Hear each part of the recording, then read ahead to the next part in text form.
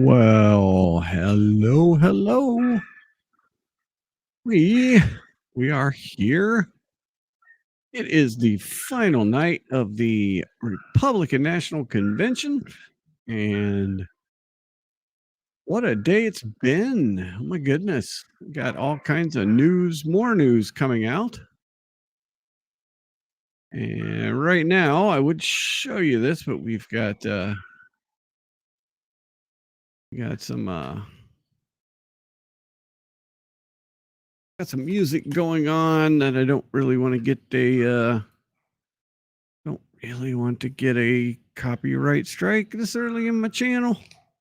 So I think I will keep that off there. But stand by, we can look at some other news here real quick.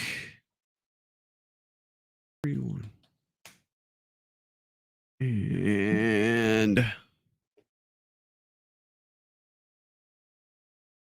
John Tester, senator from Montana, Democrat senator, has put out a statement. And the statement says Montanans have put their trust. Now, you gotta figure, I don't know that Montana is like the strongest blue state. I forgot water. Darn it. Yell at Mikey to bring me a water. He's here working. The store is still open. I can text him. Can you please bring me a water, sir? There we go. Michael to bring me back a water. I don't think he'll mind. John Tester, Montanans have put their trust in me to do what is right and is responsibility to take seriously. Work with President Biden when it has made Montana stronger, and I've never been afraid to stand up to him when he was wrong. While I appreciate his commitment to the public service to our country, I believe President Biden should not seek re-election to another term. That's a big tell right there that that President Biden should step down. Now, what's being reported, and we can hide that until we find it, though. Got pieces and parts laying all over the place here. Hang on a second. My other little headset thingy was laying loose. I don't want that to kick around. Okay. So what we're hearing is that President Biden could step down by Sunday. I think it's Josh Halperin. Of course, it didn't come up.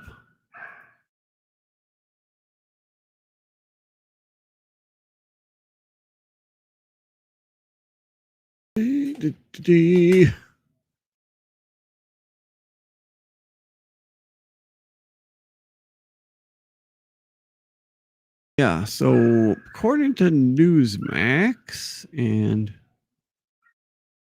everybody's on this, but Mark Halperin. Let's go to Mark Halperin's feed right here. And let's see what Mark Halperin has to say. He has agreed.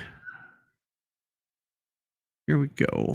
Blow this up a little bit so y'all can read it. If there's anybody there.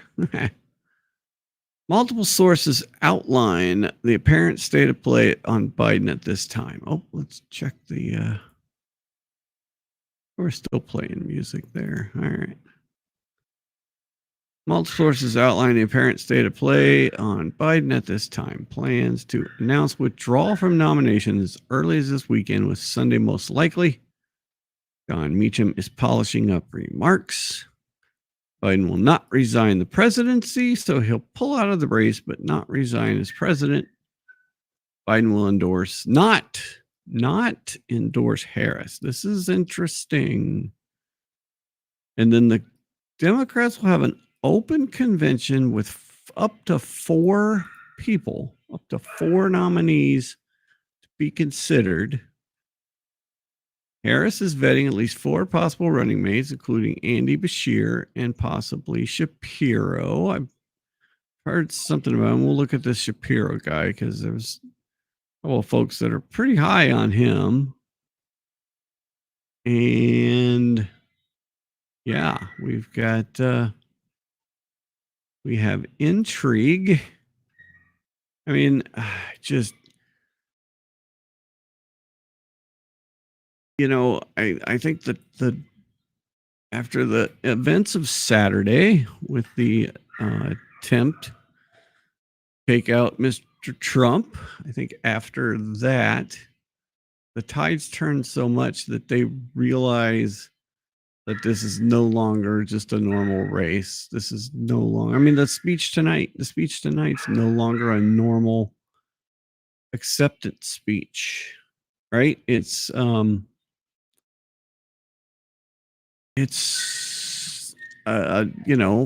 whole thing changed the other day, and so now we get this acceptance speech tonight. Are we still? Oh yeah, big boys drumming. Yes. How slow he was. But you guys, some people dancing and having a good time, and there's going to be getting a balloon drop pretty soon. I mean, there is a lot of people there, my generation and older, I tell you what. And well, that kind of looks like Elon there a little bit. What do you think? Kind of looks like Musk. Mr. Musk.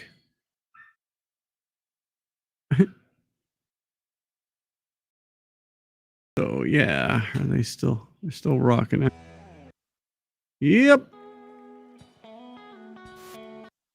Nope, they're getting on. So I don't get this. So Hulk Hogan was supposed to speak, and then they kicked it over to another person who was the next speaker up, but then they don't put any more speakers up. I don't get it. I don't understand. Let's see where we should have. Okay, so here is the. Blow this up. We've had Tucker Carlson and then Carrie Ruiz, Everyday American. She came on. Oh, Hulk Hogan's after her now. So it was reversed before. So we're still getting a Hawkster. All right, Hawkster's coming up. Yeah, or just, I mean, and what was it? He supposedly he's got COVID, but yet he's at an event and he's like, I saw something that he was trying to kiss some other lady that he thought it was his wife or something. I mean, I don't know. It's just getting crazy, man. And if there's an open, I mean, I don't even know when. Oh, please don't worry about it. Yeah, he's maskless. He's running around. When I was, I guess Hulk Hogan was. I mean, I watched wrestling as a kid, then I got away from it. Then, I remember taking my little brother. I was home from the Air Force and took my little brother to the Huntington, West Virginia Convention Center. We went to see wrestling. But then I remember going with my mom too.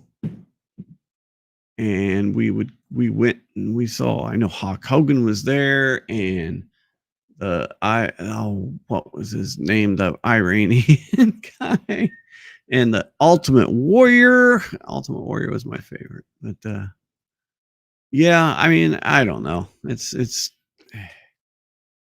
there's still a lot of people that eat that like wrestling. So, I mean, it is entertainment. It's not real sport, but you know, people get into the storyline. I mean, it's story. It's engaging to some folks. So, whatever. So, when's the last contested convention? When was the last contested political presidential convention? All right, history.com has got something here. Let's take a look.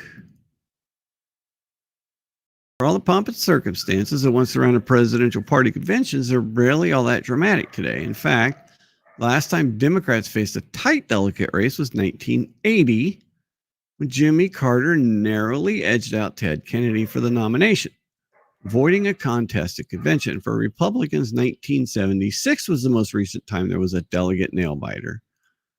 And that was when Reagan eventually lost to Gerald Ford. A contested convention takes place when state primaries and caucuses don't result in a single candidate earning a majority of delegate votes. Well, they did kind of, but now if somebody backs out, no convention has gone past the first ballot since 1952. History has shown that having a single candidate by the time of the convention is a key stepping stone to party victory, right? Because, yeah, I mean, this throws everything into upheaval. So, I mean, this is historic. Like, you know, why can't we just get a boring goddamn election?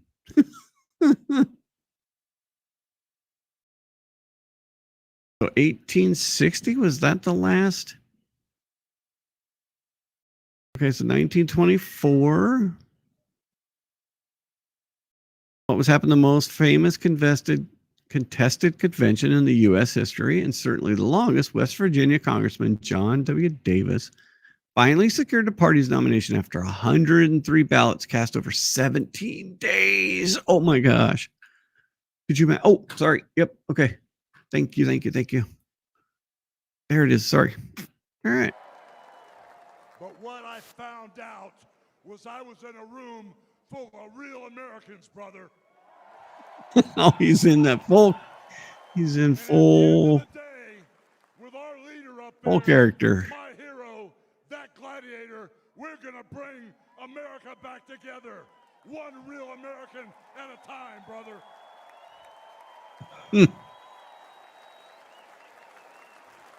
Yeah, I mean it's You know something?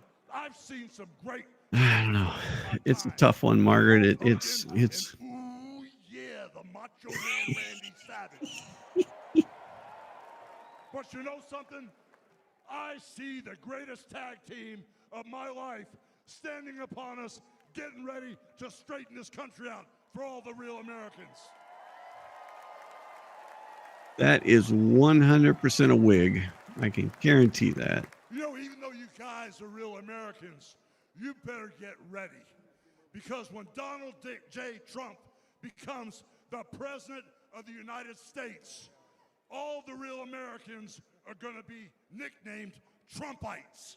Because all the Trumpites are going to be running wild for 4 years. So with the power of Donald J. Trump and all the Trumpites running wild. What a hype man. I mean, that is like hype man. And like Donald J. Trump said, America is going to be great again. I heard today that the women's when I look out, the pool game with the ball. Damn it. I was watching Emily Baker earlier. How Donald Trump, his family and compromised.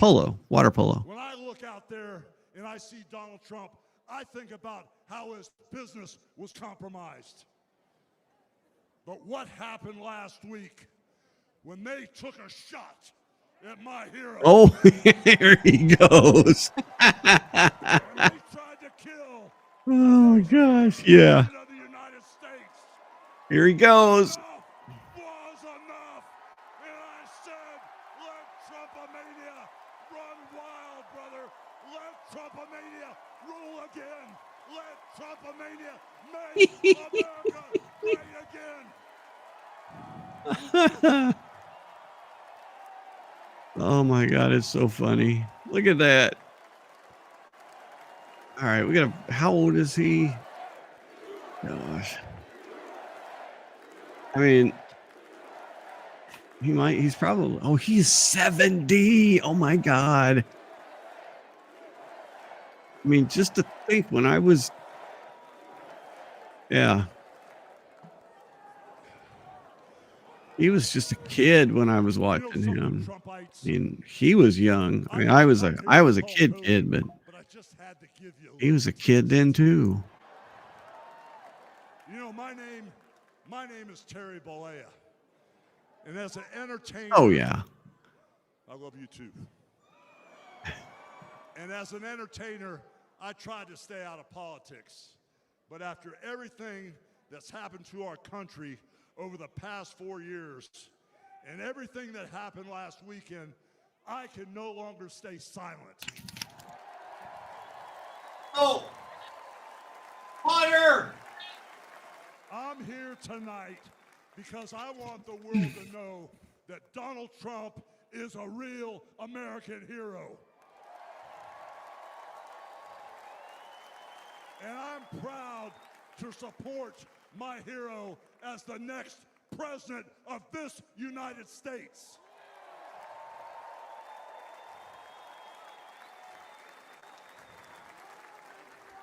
You know, guys, I've known Donald Trump for over 35 years. You know, hold on a second, hold on. I just had a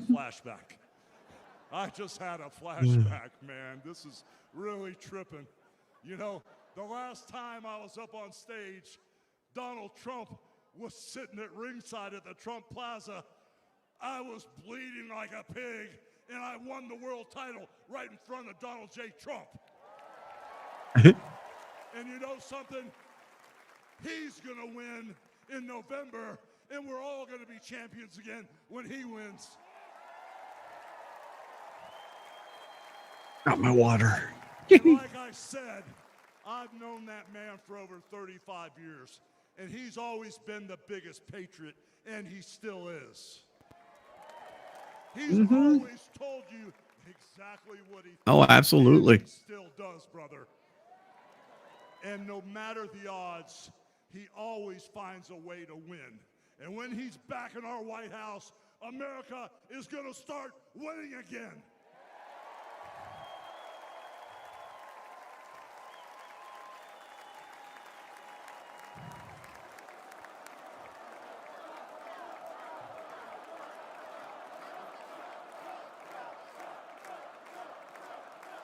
Nope, I totally agree.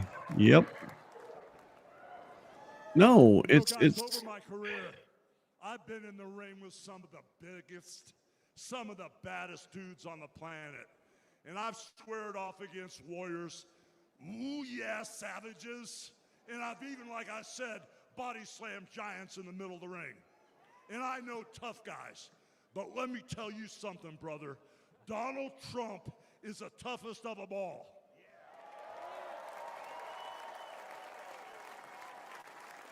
They've thrown everything at Donald Trump. I got something pulled up for you guys when this is over. The impeachments, the court cases, and he's still standing and kicking their butts.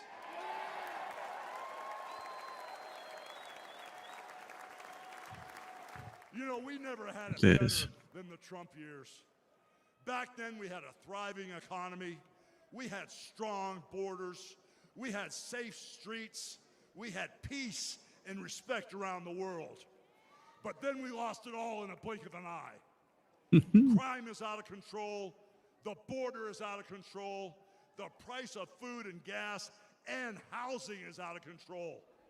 And the only person who can clean this up is Donald Trump.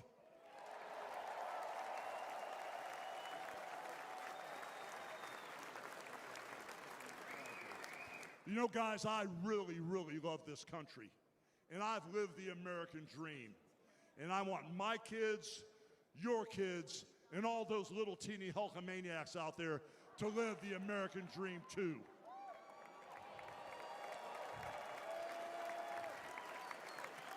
This November, guys, we can save the American dream for everyone. And Donald Trump is the president who will get the job done. So all you criminals, all you lowlifes, all you scumbags, all you drug dealers, and all you crooked politicians need to answer one question. Brother. Oh, is the stream lagging? What Oh, no. you gonna do when Donald Trump and all the Trumpomaniacs Uh-oh. run wild on you, brother? God bless you. I apologize.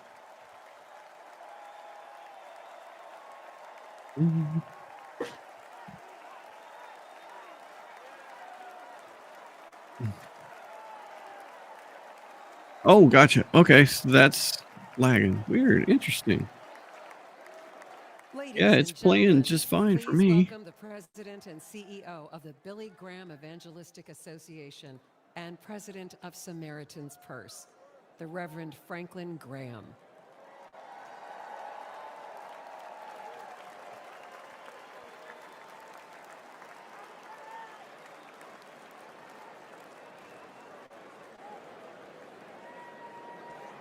Good evening. I've got the hardest job tonight. I have to follow Hulk Hogan. But I Oh, stand yeah, here look at that. tonight I don't.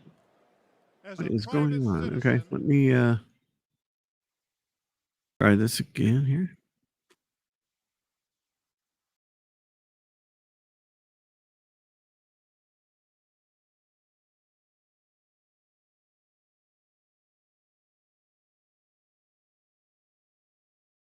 Try this share. Question. Maybe that'll work.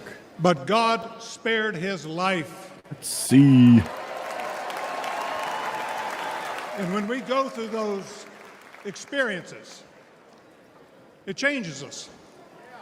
It can cause us to examine our lives and to reevaluate our priorities, as you should. Oh, yes. When President Trump Okay, there we go. It doesn't seem to rose be. from that platform, Let me know if it starts. he rose with his starts fist lagging again. raised in strength, showing America his unshakable resolve to fight for them in this nation.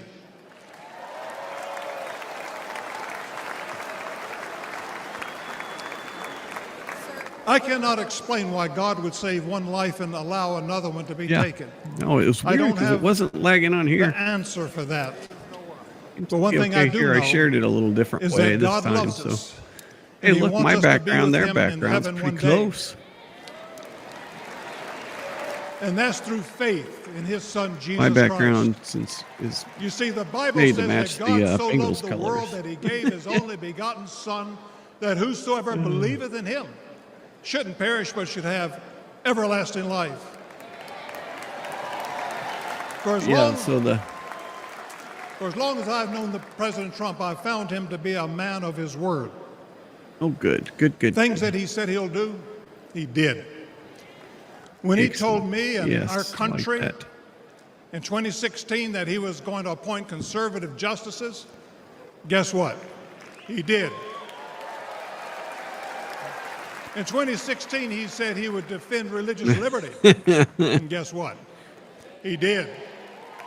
Yeah, no, they definitely In sound 2019, similar. I was with him at the Definitely United got the- Nations when the first president of history I, of this country I wasn't stood there to exposed too advocate much. for religious liberty Just- worldwide. Occasionally, but you know,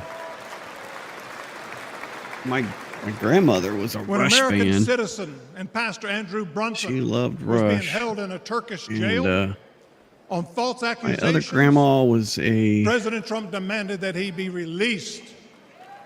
And he applied economic pressure She and went to sanctions church until and everything, he did and that. then my grandpa, pretty involved in the church. He was a piano I'm tuner, grateful and and thankful he for would what go he around did and- as a 45th president of the United States. And I know that as the and 47th president, he will keep his word to the church American people pianos all to around make America Ohio. great once He also again. worked for Goodyear for a long, long time. Then he retired from Goodyear and went around tuning pianos. It's an honor for me to be asked to pray for Donald Trump this evening. And so what I'd like us to pray, but I'd like us all to stand as we call upon the name of the God of heaven. All right. Our Heavenly Father, we come before you this evening with grateful hearts. Thank you for saving the life of President Donald J. Trump. In his own words, it was you and you alone who saved him. We pray for the others that were injured on Saturday, for the family who lost their loved one. Put your loving arms around them. People do soften Comfort the them, overtime a lot and may of times. they sense your presence. We stand before you tonight. We say thank you for the provisions you have given to the United States of America. You have blessed this country more than any country in the world. Sadly, as a nation, we have forgotten who is responsible for all the freedoms, the liberties, and the bounty that we enjoy. It has all come for you. Thank you. This evening, our nation is in trouble. We're divided politically, racially, economically, with millions of people seeking refuge and hope in our dry and thirsty land. You're the only one who can fix the complexity of the problems that we face today. We pray for President Trump that you would give him wisdom, strength, and a clear vision for the future of this nation and the task that is at hand. Continue to protect him from his enemies. I pray that you would surround him with men and women who will give him sound counsel and guidance. We pray for Melania, for that too. for Barron, Please. and for all the President Trump's children and grandchildren. We pray for Senator J.D. Vance, his wife Ulsa, along with their young family. We're thankful for his strong stand for defending life. As your word instructs, we also pray for the leaders of our nation, whether they're Republican, Democrat, or Independent. We know that all authority comes from you. You are a great God, and we ask that if it be thy will that you will make America great once again.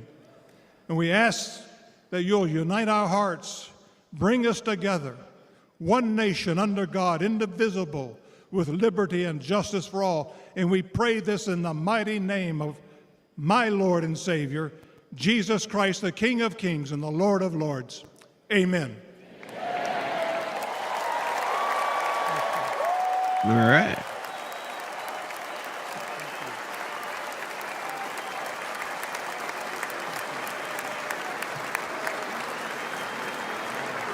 Ladies and gentlemen, please welcome businessman and executive vice president of the Trump Organization, Eric Trump. I don't know if you guys saw his granddaughter last night. She was really good. I mean, for someone that's 17 to go out on stage in front of all those people, all those cameras, and know how many people are watching you. She did a phenomenal job. She really did. 8 years ago, my father sat our family down. He spoke of a nation Oh, you in should go back and watch it. It was of dreams slipping away, Don Jr.'s of a daughter. future Oh my gosh, endangered by failed it leadership and broken yeah. promises.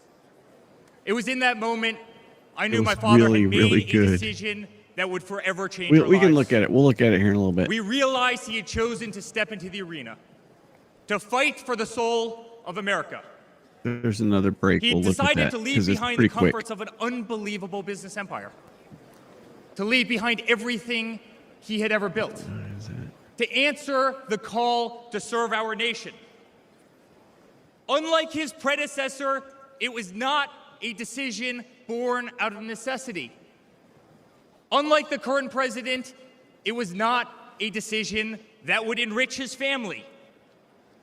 Rather, it was a decision made out of love for this country and a deep concern for America's future.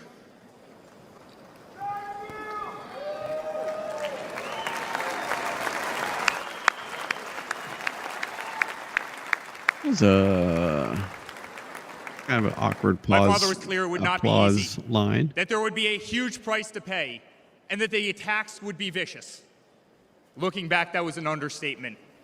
The made-up Russia hoax, No kidding. the sham impeachments, the efforts to destroy an unbelievable company, a company that I run today, the efforts to cancel us, to silence him, to gag his free speech, and to drag him through every radical left courthouse in America, to take his life. Yet through it all, he's shown unwavering courage and determination, not just in public, but in every private conversation with me and our family.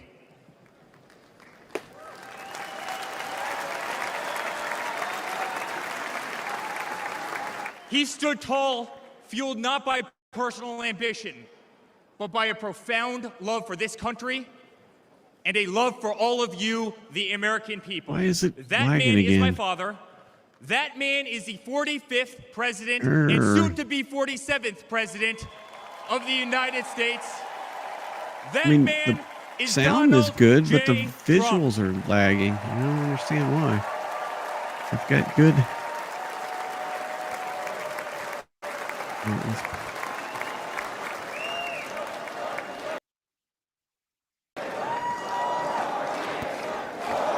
During a missile line there. Let's see if that helps it. Nope.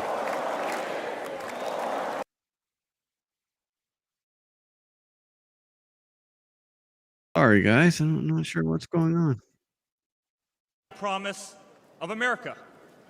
Our economy Try was it. struggling. Okay. Jobs No, if you were guys are good with scarce. that, then. Our standing on the world stage was weak at best. Veterans were forgotten. Our the military sound was is in good. It's shambles. just the video Our is jumping. I educational don't system was understand why. broken. Ranked It's 30th in the not world. like us watching their He stream. could no longer tolerate an inept administration that handed $150 billion to Iran, a country that chants death to America, or witness the continued attacks on our Constitution and our religious liberty, or see the disrespect shown to our unbelievable law enforcement officers who are being disarmed, defunded, and persecuted each and every day. He could no longer stand to see words like Christmas stripped from public use or the Pledge of Allegiance removed from our schools. But my father saw potential where others saw despair. Donald Trump built the New York City skyline. He did so during a time when businesses were turning away from the city he loved. Crime was rampant. The streets were dirty. But he had the Midas touch, and he turned those streets and neighborhoods into gold. He faced every challenge with tremendous vision and grit. As he did during the 2016 election, he rolled up his sleeves. Get He through this remained and then unapologetic. maybe I'll try it with. He did not care to be politically correct. Firefox instead of Google. He restored the hope. sound is good. It He sounds really restored good. a voice to Video millions of won't stay Americans who had still. been ignored. So weird. He restored the American dream. Under my father's leadership, the economy climbed to record heights. Jobs were created at an unthinkable It looks pace. good to me. Unemployment reached historic lows across all demographics. That's the silly Wage thing. Is growth it's fine soared. on my end. He It's cut not taxes jumping for on my end at hardworking all. families and businesses. He slashed regulations. We saw the greatest 401k increase in American history. I did not like him back then. People bought their first homes in an environment that saw 2 to 3% interest rates. They started their families. My father made the United States energy independent with the lowest gas prices in decades.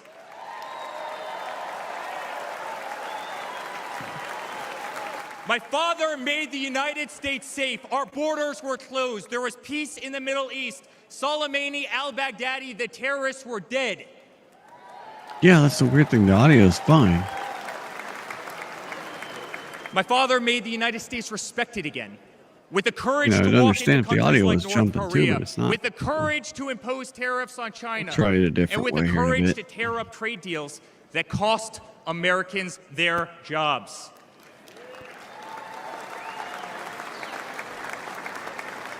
He brought manufacturing back to America. Small businesses flourished. He did what he promised. He put America first. We were winning.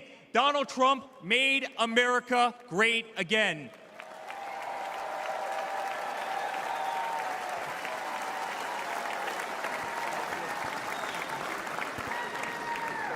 But he also created a movement that threatened the special interests in the political elites, a movement that cast a bright light on the institutions weaponized against the American people.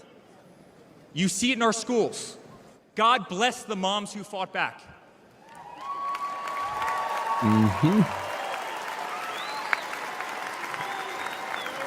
You see it in your workplace. You see it on every news station, in every newspaper. You see it in the military. The most iconic military installations on planet Earth are stripped of their identity and renamed. Fort Bragg, Benning, Fort Hood. You see it in Hollywood. You see it in our two-tier judicial system. They don't even hide it anymore. My father has been censored. The former president ripped off Twitter, Instagram, and Facebook while terrorist organizations remain intact. My father has been persecuted, targeted by far-left Democrats funded by special interest groups and hand-picked judges. My father has been pulled off the ballots of states, radical justices attempting to defy the will of millions of Americans. Yeah, I know, who right? he is Yeah, and what it's he stands insane. for. It's My father even accelerated. became the target of an assassin who almost killed America's single greatest hope for our future. The swamp is terrified of this incredible movement. They're terrified of it. They're terrified of you and the tens of millions of people watching us on TV right now. They've tried everything to keep him from you, everything, to destroy his legacy, to destroy his family. They have failed, and they will not win.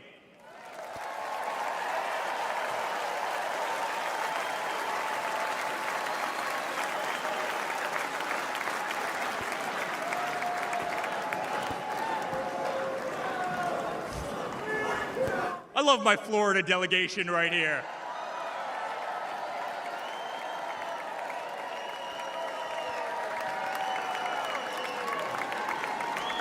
Thank you, guys. My father stands maybe before you better. with the most votes of any Republican candidate in the history of our nation. He has defied the predictions of every political pundit. Nah, He still fills jumping. stadiums across our country. He energizes Americans to the issues facing this nation and does so with unvarnished honesty. He is not a threat That's to crazy. democracy. He is a threat to those who despise our republic, many whom are bought and sold, bribed and coerced, people who have never signed the front of a check and who have been dependent on the government their entire adult lives.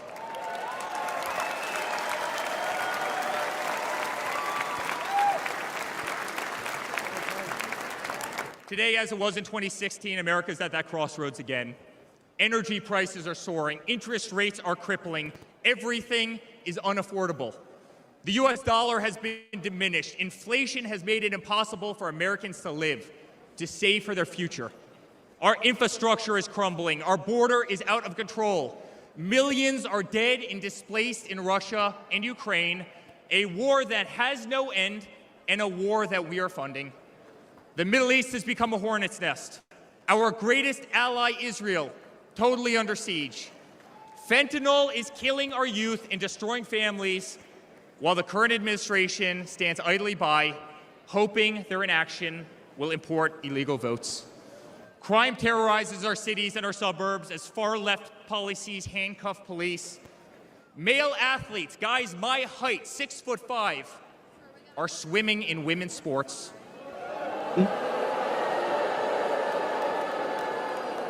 Destroying the dreams of young girls who have trained every minute of their lives. We no longer trust our elections. We no longer trust our judicial system. And we no longer believe that our government is working in our best interest. That would be a shakeup. I mean, they're not saying who's. I mean, they're saying there's up to 4 In spite of where we are Up today to as a nation, 4 I'd like to speak people. to every American. To the homeless veteran sleeping under a bridge as illegal it's immigrants gonna are be housed crazy. in the most It's gonna be expensive nuts. hotels in New York. We'll know quickly because they're going to have to I'm start sorry. We know it's wrong. politicking for the votes, and we will basically. fix it.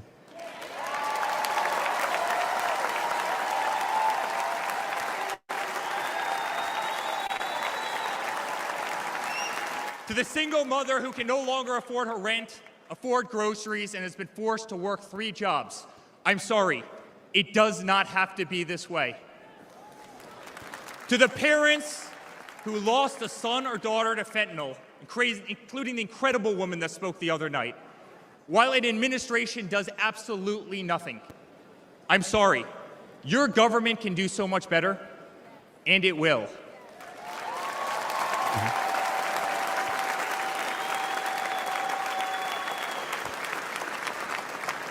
To the children who are being brainwashed instead of learning the fundamentals in school, I'm sorry.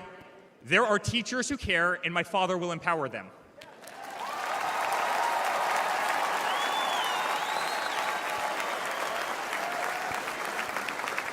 To the law enforcement officers, our brave Border Patrol, Secret Service agents who work every single day to protect our communities, knowing damn well that the system will throw you under the bus, I'm sorry. We will stand behind you.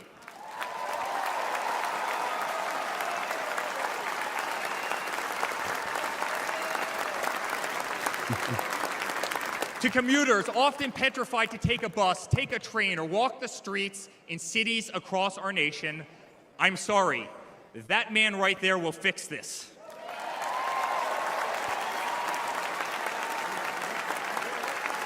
Yeah, I mean, she To the said construction before, workers, she doesn't want to to the be in middle-class politics, families, so to the families with children with disabilities, that'd be a tough one. families who can no longer afford medical benefits or to take a vacation, I'm sorry. We will make America great again.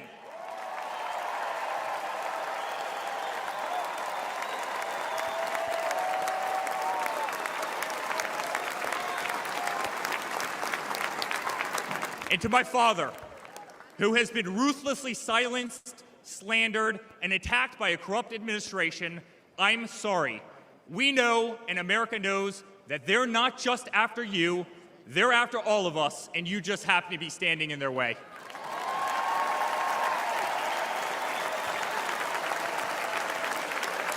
Yeah, that is true, true, true.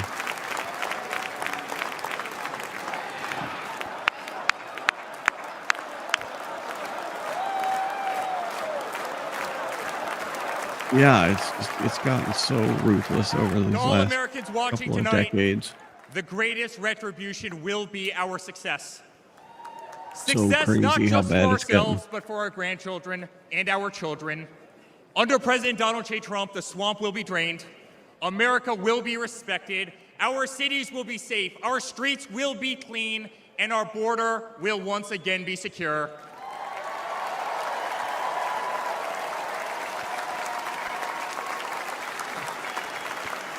We will have peace.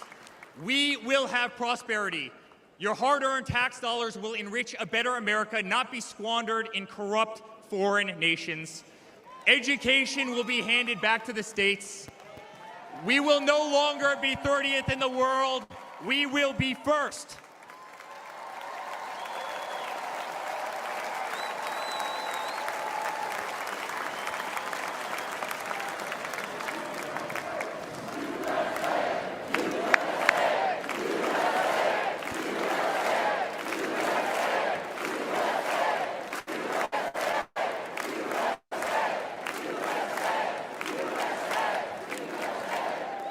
Our children will understand family. Our children will The have cheese values, heads. and It's our funny. children will love God.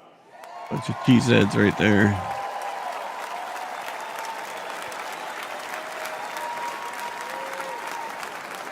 Our country will prioritize free speech, respect freedom of religion, and honor our Constitution.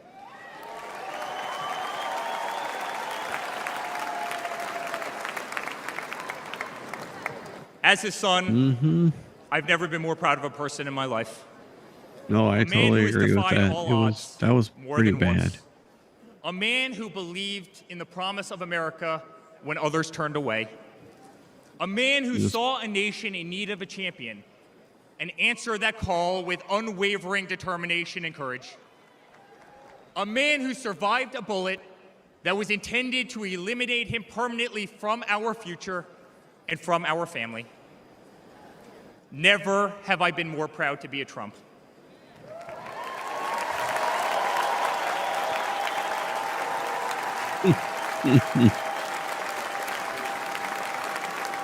Yeah, no, I agree. Never have I been more proud to stand by my father's side.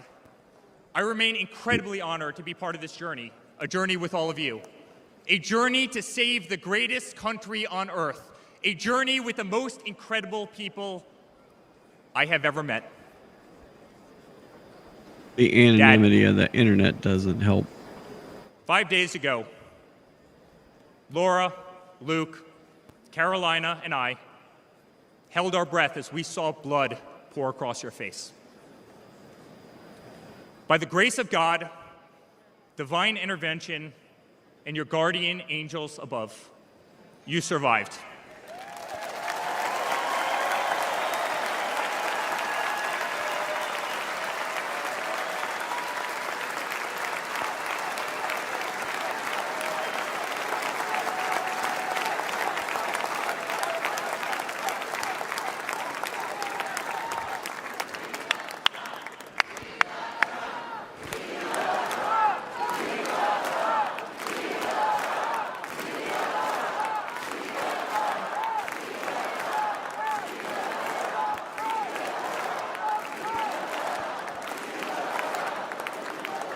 You are the greatest fighter I have ever seen.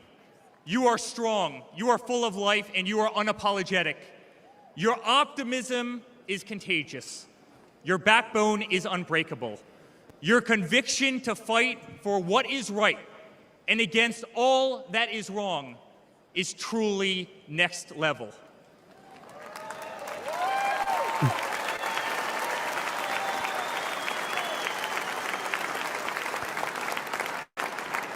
The whole world saw your strength as you stood up. You wiped the blood off your face, and you put your fist in the air in a moment that will be remembered as one of the most courageous acts in the history of American politics.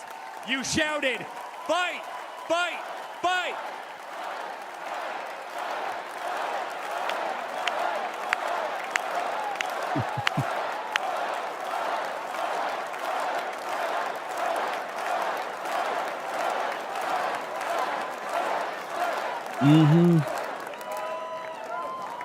I'm honored to be your son.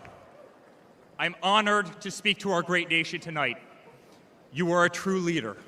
You epitomize strength. Our country loves you. Our country appreciates you. Our country misses you.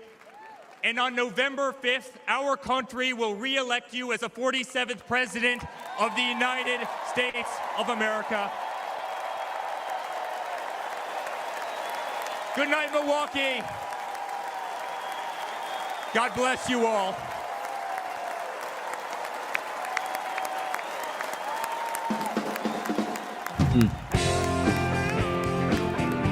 All right, let me sharing. Okay. Share that. Go over here to this feed. Let's see if this gets better. Sorry about the jumpiness. I'm really. That is off. Oh, share screen.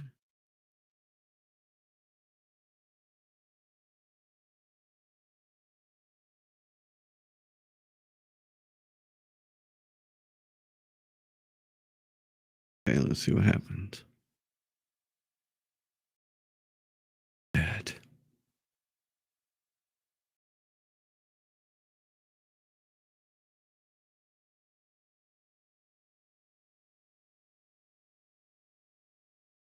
It looks a little better, maybe.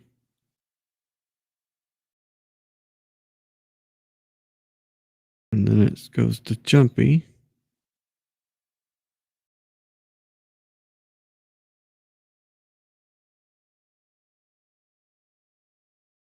not jumpy. I don't know. So weird. It's a little jumpy. Trying to work with this here again. Bear with me. 180.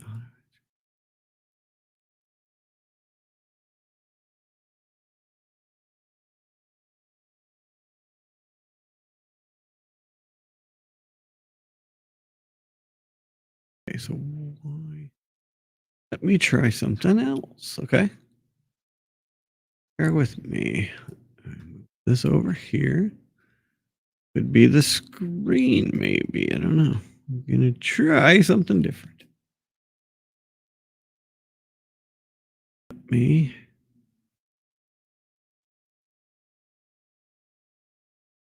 Here. This. Share. Screen. Still bouncing. It's still like. Share the window. I can't.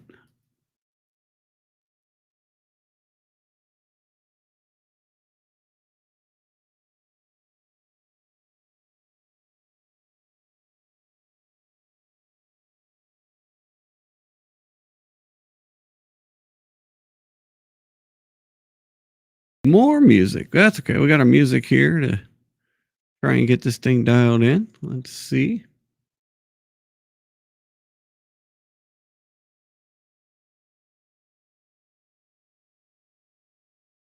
Am I jumping now? What is going on?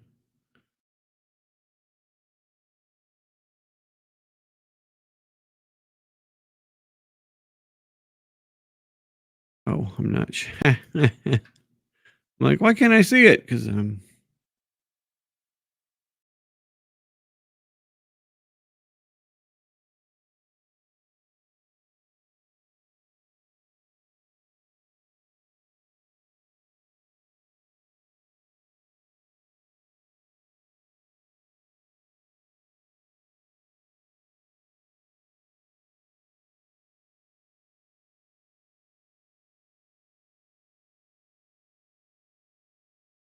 Yeah, it's weird. Everything I share is just it's the audio is fine. The video is jumping, and I don't understand why.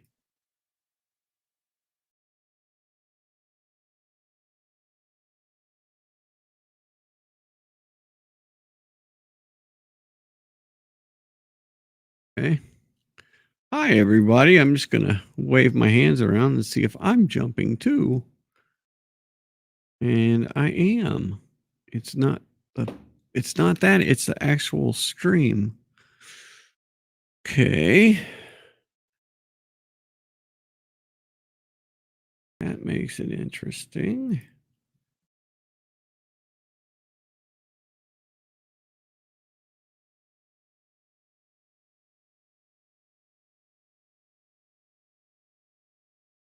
Hmm.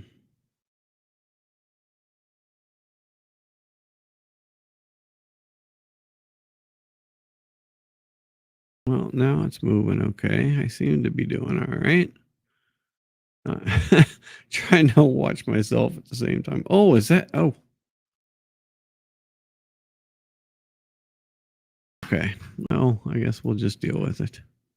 Apologize. My apologies. All right. As soon as the music comes off, I will turn this back on.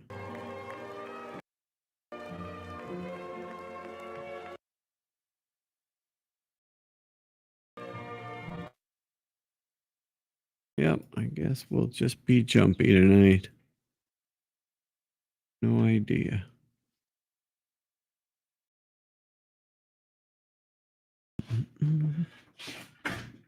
Michael.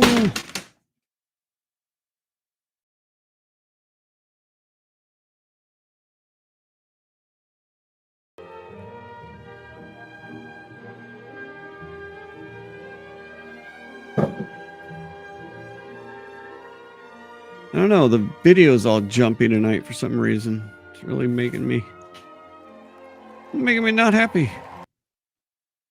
Oh, cool. All right, who's next? Oh, we got a video. This is a story as uniquely American as the ideals and freedoms we all cherish. A story of a life dedicated to dreaming Yes, big. very much so. A story about giving back to the people in his beloved city. But most of all, this is a story about putting his country first. And it's a story best told in pictures. Young and confident, Donald Trump wasn't afraid to think big and build even bigger. And he left his mark on the New York skyline that greeted visitors from around the world. But he wasn't just an American entrepreneur. He became a folk hero. Celebrities and sports stars wanted to be seen with him. Politicians sought his approval. And New Yorkers just loved him. And he loved them back. And he gave back. Just one example. Saving the Woolman skating rink. The Woolman skating rink in Central Park is open again. The city spent nearly 6 years and $12 million trying to fix it. And then to the rescue, developer Donald Trump. As Tracy Egan tells us now, he accomplished in 3.5 months what the city couldn't do in 6 years. Donald, you performed a great public service. There was no denying that Donald Trump was the toast of the town. But he was also something even more important, a patriotic American. And like many others, he was becoming increasingly troubled by the direction of our country. Because I really am tired of seeing what's happening with this country, how we're really making other people live like kings, and we're not. You've said, though, that if you did run for president, you believe you'd win. Well, I don't know. I think I'd win. I tell you what, I wouldn't go in to lose. I've never gone in to lose in my life. And if I did decide to do it, I think I'd be inclined. I would say that I would have a hell of a chance of winning, because I think people, I don't know how your audience feels, but I think people are tired of seeing the United States ripped off. But who would ever run for president and leave such a glamorous life? Appearances in movies, best-selling books, a widely popular TV show. But for Donald J. Trump, the calling to save his country was even stronger. The mission, more important. The number of Americans being left behind, too large. And so, in Donald Trump fashion, he announced he was running for president, in it to win. And he did.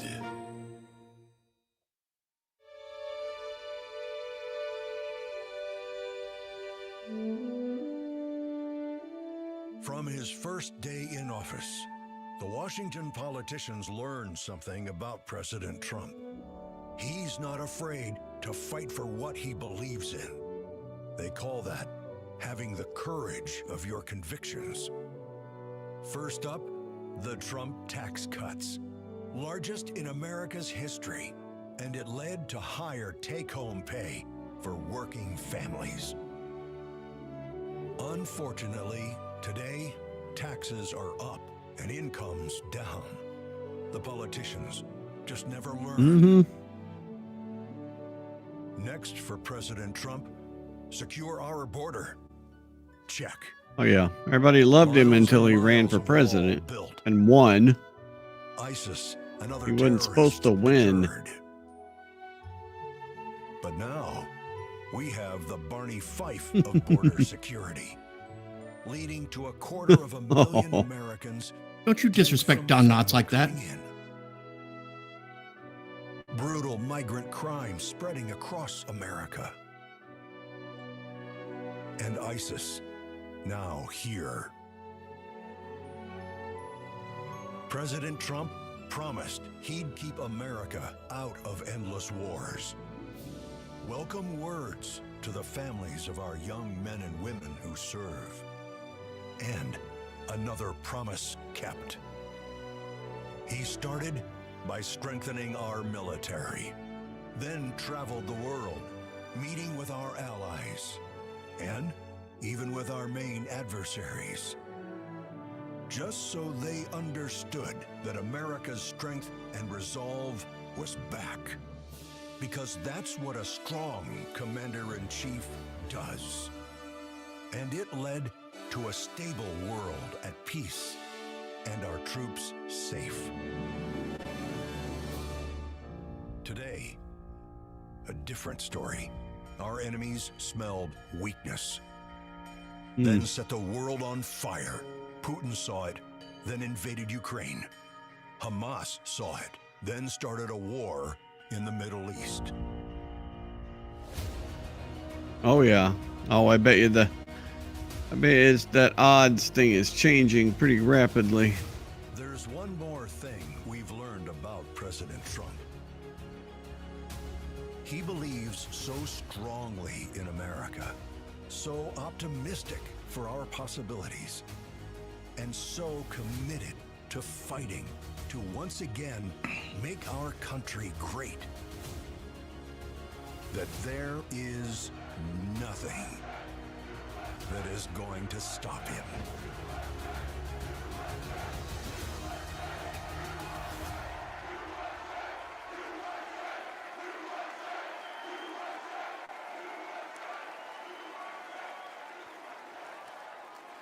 Ladies and gentlemen, please welcome Kid Rock.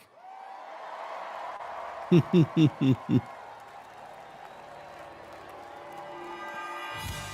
America? If you're ready for President Trump to take the stage, I need everybody to stand up. I need everybody to put a fist up in the air. Everybody, get a fist up in the air. Resist! Follow me. Resist. Say fight, fight. Say fight, fight. Don't look warlike. Fight, fight. Say somebody scream.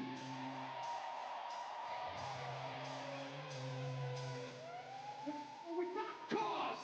I hats and black Davis flags. The strong, straight black and roll. No propane, no pain. Live it, prove it.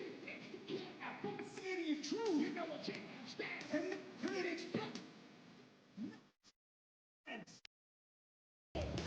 Selling rhymes. I went no 7 times. Still there and wanna see us fry. Yes, because only God knows why. Why?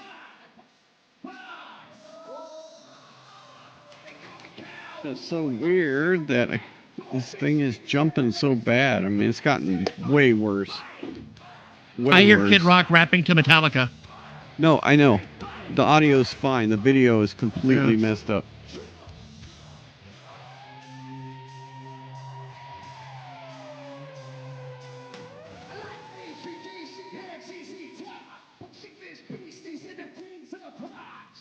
Well, the video actually sounds low, or the audio's low now.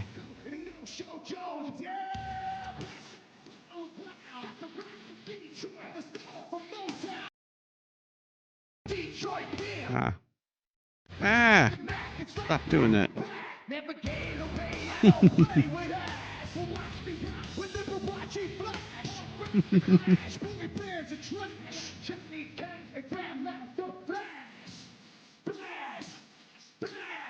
This is an interesting mix-up, though, isn't it? Oh, well, at least we can hear it, right? Yeah.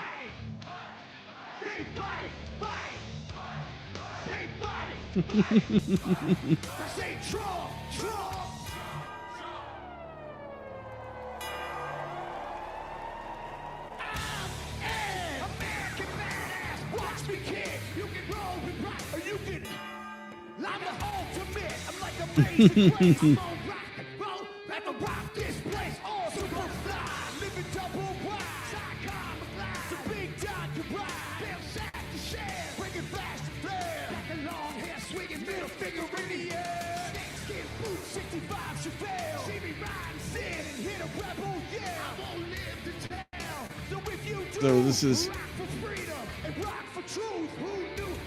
half lips or half recorded, and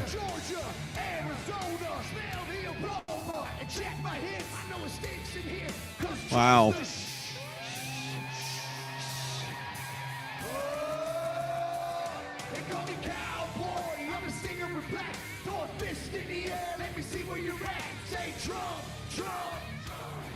Say Trump, Trump. Say Trump, Trump. Say Trump, Trump. I need to hear you louder than that. One more time. It's like a soundtrack to a slideshow. Cowboy, badass, and black. Yeah. Trump, Trump. From side to side, from We have front to chats. back. Come on, Trump, Trump.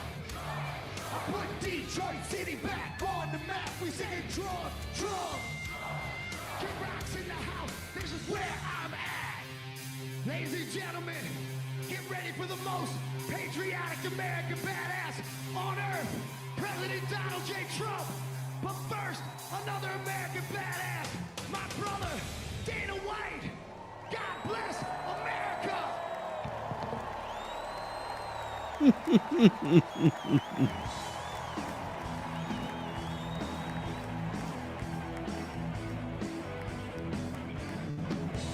That was interesting.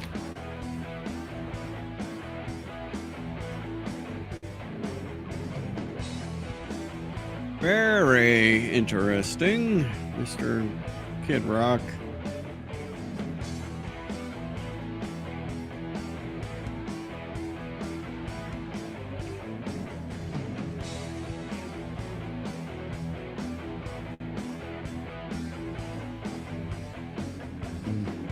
I keep hearing Metallica. Underneath, I hear Enter Sandman. What's that? I keep hearing Metallica. It's like underneath it, I'm hearing Enter Sandman. Oh. Let's listen to the bass sound. Oh, I guess it is, isn't it? Yeah. Are you talking into your mic or no? No, I wasn't that time. Okay. I didn't think so.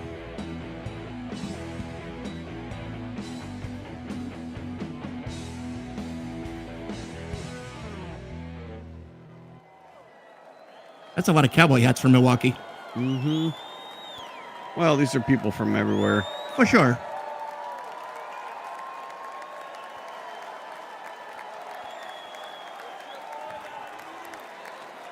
Good evening, ladies and gentlemen.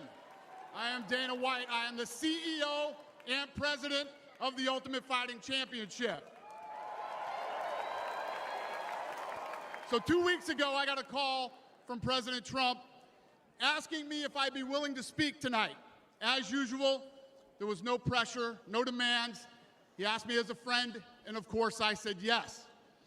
Then, after I accepted his offer, he sent me a text message, and I just want to read to you a little piece of what President Trump wrote to me. Dana, I'm so honored that you will be doing the introduction at the National Republican Convention. Yeah, I believe Think of it as the biggest Marcus fight you ever Luttrell was had, earlier, a because fight for Dana our White country should be and even the world.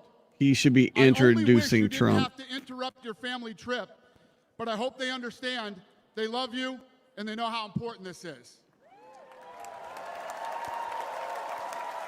Now think about this. This man's running for president of the United States. He's fighting for the future of this country, and he's concerned about interrupting my family trip. That's the President Trump that I know. A man who truly cares about people. The mainstream media likes to push the narrative that he doesn't care about anyone but himself. I absolutely know that's not the truth, because I've been friends with this guy for 25 years. And for the people who know me, they'll know this is true. I just want to make something very clear. Nobody in the Trump campaign has ever told me what to say. Nobody tells me what to say, and I'm nobody's puppet. And I'm not telling you what to think. I'm telling you what I know. And I know President Trump. I know President Trump is a fighter. I've been saying this since 2015. Now look at what's happened over the last 10 years. We have all seen it with our own eyes. I'm in the tough guy business. And this man is the toughest, most resilient human being that I've ever met in my life. No, I was hoping 50 Cent would come out on stage with him there. That's what I was hoping too. That'd have been fun. So what's at stake here? The answer is in President Trump's text, and I quote, a fight for our country. I know why he's running for president again. Why else would he put himself through everything he's dealt with just to get back here? We all know he doesn't need this. This guy's got a great life. He has a beautiful family, and he has achieved everything that you could possibly achieve in life. I know President Trump is literally putting his life on the line for something bigger than himself, and he's willing to risk it all because he loves this country. And I know he wants what's best for the American people, all American people. I know he's running for president to save our American dream. I'm living the American dream, and I know the American dream is very real. Whether you were born in this country or came here from someplace else, this is the last real land of opportunity. President Reagan once said, government's first duty is to protect the people, not run their lives. And if you're buried in government red tape, how will you ever start your own business? If you're struggling to pay your bills, how can you ever afford to start a family? And if you don't feel safe in your own town, I will be right would back. you ever buy a house? I know that President Trump is fighting to save the American dream, and that's what's at stake in this election. We are choosing who we want to lead us in this fight. I know President Trump is a proven leader, a fearless leader, and this country was in a much better place when he was in the Oval Office. In my mind, the choice is clear. But this election, we all get to choose. I know I'm going to choose strength and security. I know I'm going to choose opportunity and prosperity. I know I'm going to choose real American leadership and a real American badass.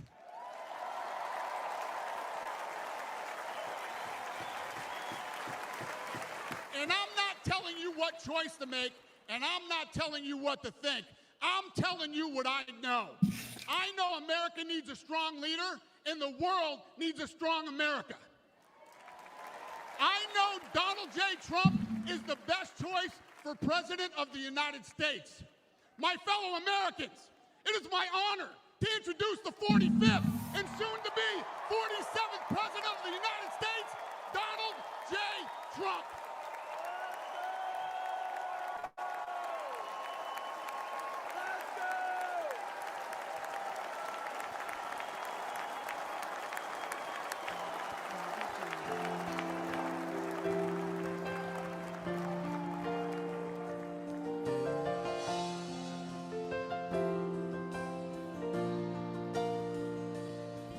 If tomorrow all the things were gone, I'd work for all my life, and I had to start again, just my children and my wife.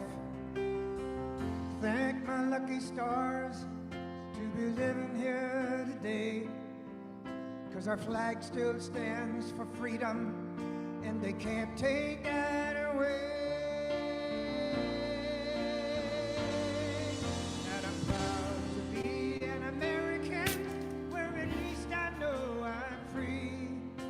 I won't forget the men who died.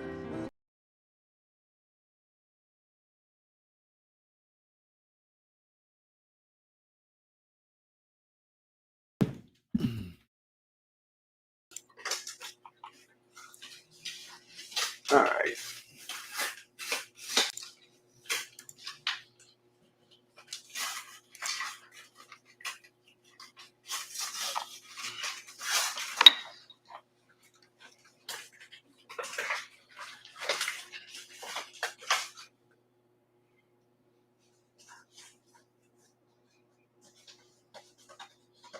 Looks like I fixed it. Well done.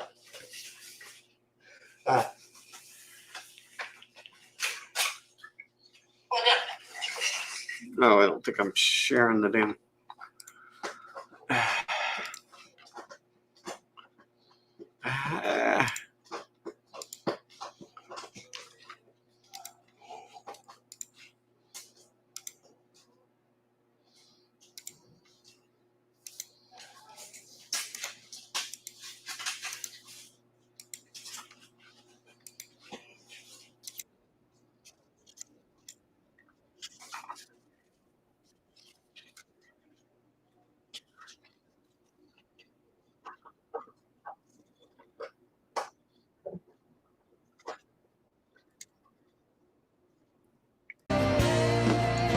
Sorry.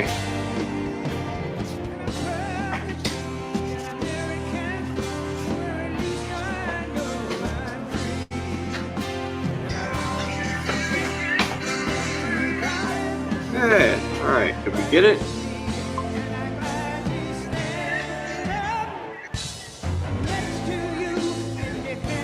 I don't think it's jumping anymore. Ah.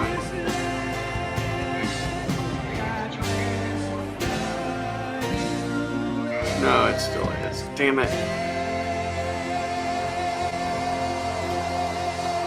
Hey, what happened to his ear? Yeah, well, I wonder.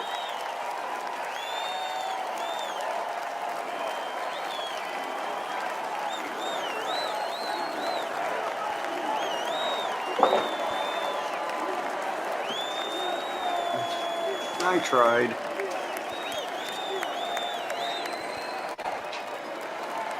Could be the weather.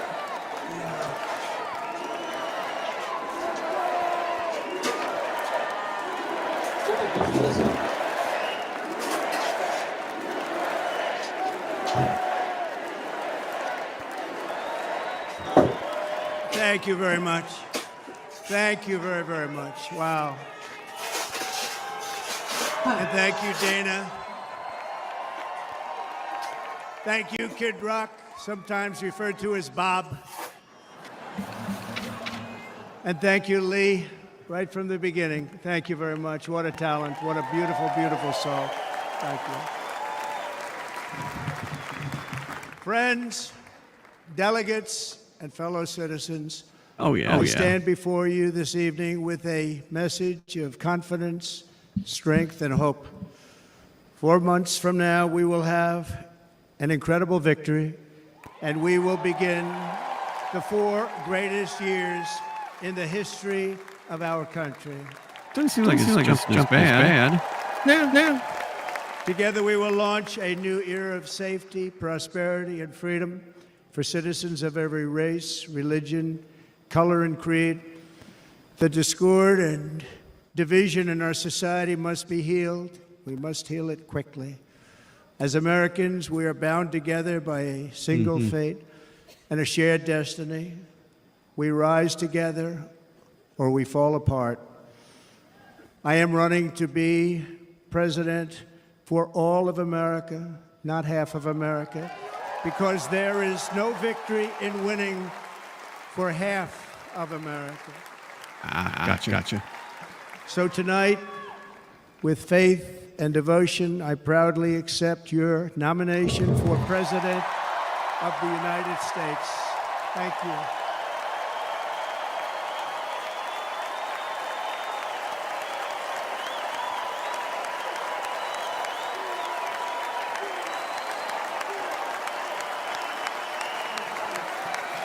Thank you.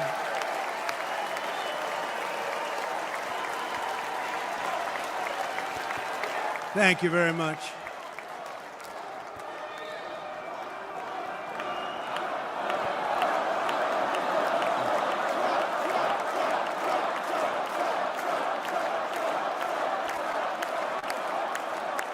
Thank you very much. And we will do it right. Gonna do it right. Let me begin this evening by expressing my gratitude to the American people for your outpouring of love and support following the assassination attempt at my rally on Saturday.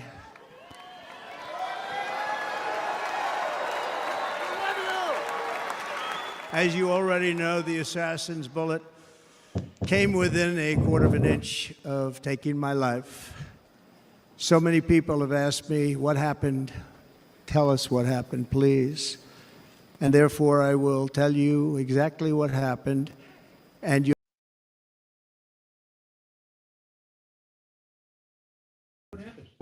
I don't. I'm getting there.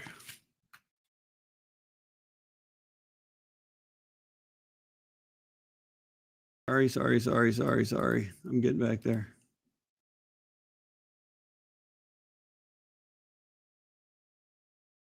Turn the volume up. Okay, we'll just back it up a little bit.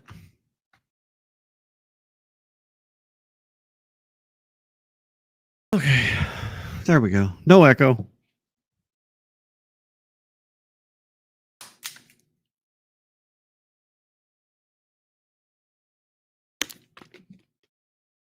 I'm an idiot. Was happy. I began speaking very strongly, powerfully. And Sorry. I'm dumb. We'll back it up again. Was loudly playing, and the campaign was doing really well. I went to the stage, and the crowd was cheering wildly. Everybody was happy. That's what I get for trying to fix things. Very strongly, powerfully, and happily. Because I was discussing the great job my administration did on immigration at the southern border. We were very proud of it.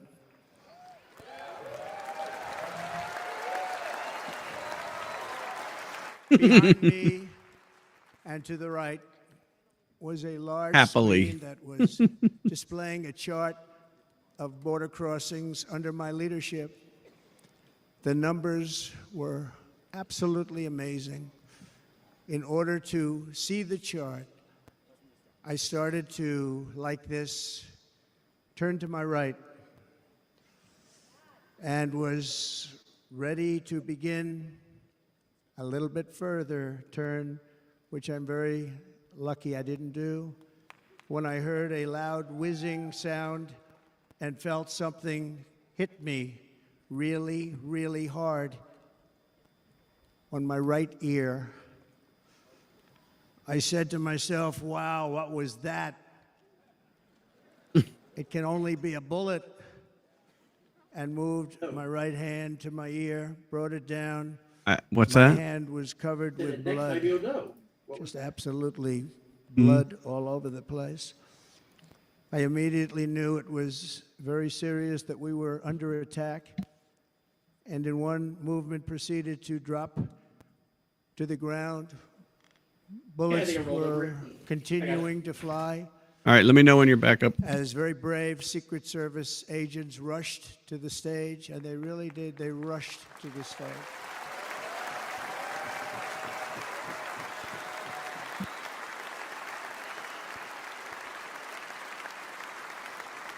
These are great people, at great risk, I will tell you, and pounced on top of me so that I would be protected. There was blood pouring everywhere, and yet, in a certain way, I felt very safe because I had God on my side.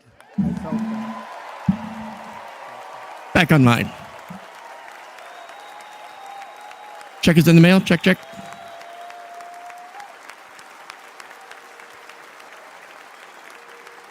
I got no Robbie in my headphones on. The amazing thing is that prior to the shot, if I had not moved my head at that very last instant, the assassin's bullet would have perfectly hit its mark, and I would not be here tonight. We would not be together. The most incredible aspect of what took place on that terrible evening in the fading sun was actually seen later.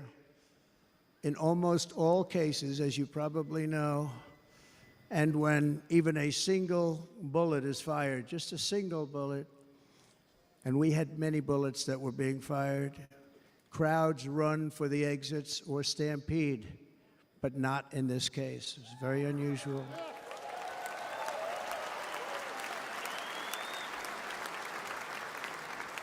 This massive crowd of tens of thousands of people stood by and didn't move an inch. In fact, many of them bravely, but automatically stood up looking for where the sniper would be. They knew immediately it was a sniper. And then began pointing at him. You can see that if you look at the group behind me. That was just a small group compared to what was in front. It was Nobody a moron with a ran, gun and by cosplaying as a not sniper. Stampeding, many lives were saved. But that isn't the reason that they didn't move. The reason is that they knew I was in very serious trouble. They saw it. They saw me go down. They saw the blood and thought, actually most did, that I was dead. They knew it was a shot to the head. They saw the blood. And there's an interesting statistic. The ears are the bloodiest part. If something happens with the ears, they bleed more than any other part of the body. For whatever reason, the doctors told me that. I said, why is there so much blood? He said, it's the ears. They bleed more. So we learned something, but they just... As useful as that'll be. They didn't want to leave me. They knew I was in trouble. They didn't want to leave me. And you can see that love written all over their faces. Incredible people. They're incredible people. Bullets were flying over us, yet I felt serene. But now the Secret Service agents were putting themselves in peril. They were in very dangerous territory. Bullets were flying right over them, missing them by a very small amount of inches. And then it all stopped. Our Secret Service sniper, from a much greater distance and with only one bullet used, took the assassin's life, took him out.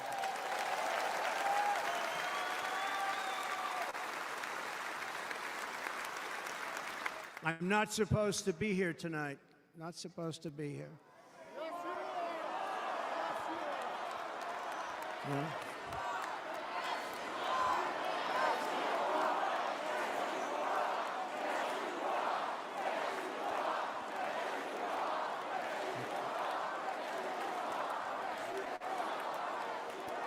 Thank you. Rob, I'm not hearing you. But I'm not. And I'll tell you, I stand before you in this arena only by the grace of Almighty God. Thank you. There we go. Yeah, great.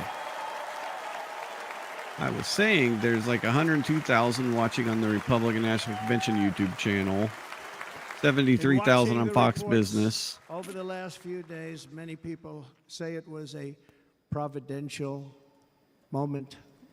Probably was. When I rose surrounded by Secret 43,000 on Forbes, 27,000 on Fox 5 Atlanta. So millions are watching in our random channels. I could see that on their faces as I looked out.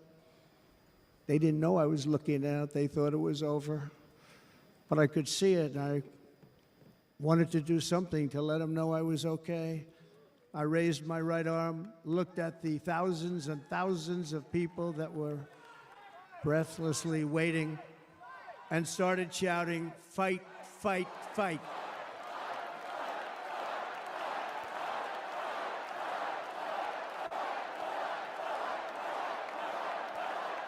Thank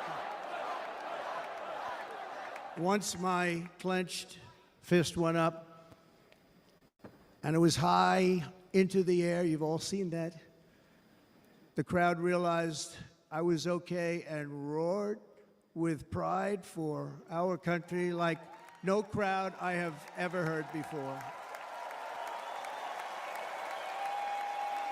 Never heard anything like it.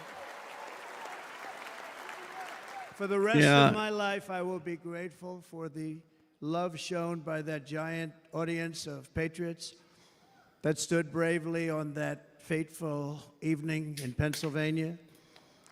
Tragically, the shooter claimed the life of one of our fellow Americans, Corey Comparator.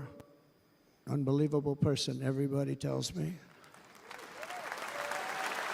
I think he's being very generous to the Secret Service team. You are correct. Two other great warriors spoke to them. But he also knows they got to protect him going forward. James Copenhaver. Two great people. He can leave the criticism to others. Of these tremendous people. Our love and prayers are with them, and always will be. We're never going to forget them. They came for a great rally. They were serious Trumpsters, I want to tell you. They were serious Trumpsters, and still are. But Corey, unfortunately, we have to use the past tense. He was incredible. He was a highly respected former fire chief, respected by everybody. Was accompanied by his wife, Helen, incredible woman. I spoke to her today, devastated, and two precious daughters. He lost his life selflessly acting as a human shield to protect them from flying bullets. He went right over the top of them and was hit. What a fine man he was. Such a shame. Such a shame.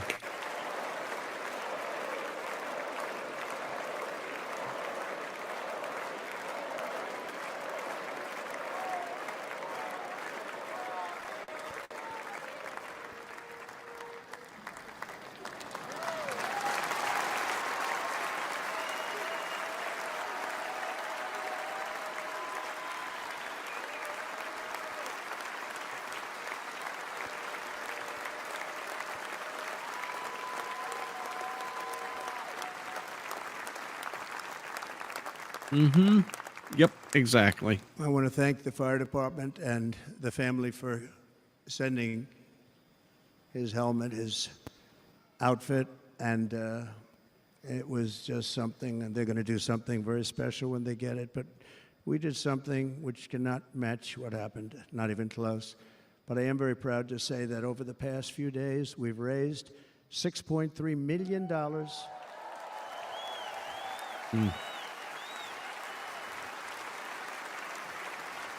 For the families of David, James, and Corey, including from a friend of mine, just called up. He sent me a check right here. I just got it. $1 million.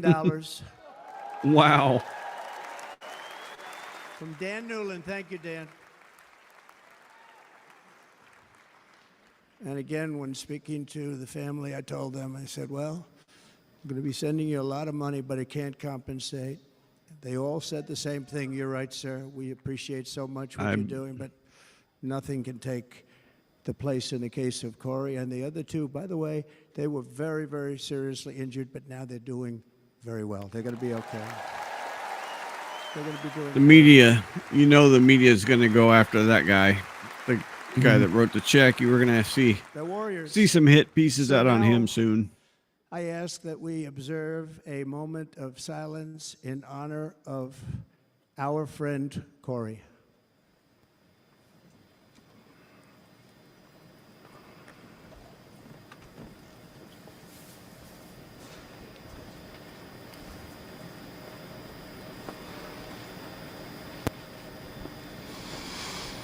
There is no greater love than to lay down one's life for others. This is the spirit that forged America in her darkest hours, and this is the love that will lead America back to the summit of human achievement and greatness. This is what we need. Despite such a heinous attack, we unite this evening more determined than ever. I am more determined than ever, and so are you. So is everybody in this room.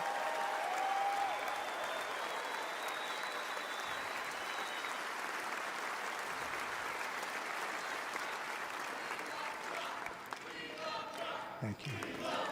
Thank you very much.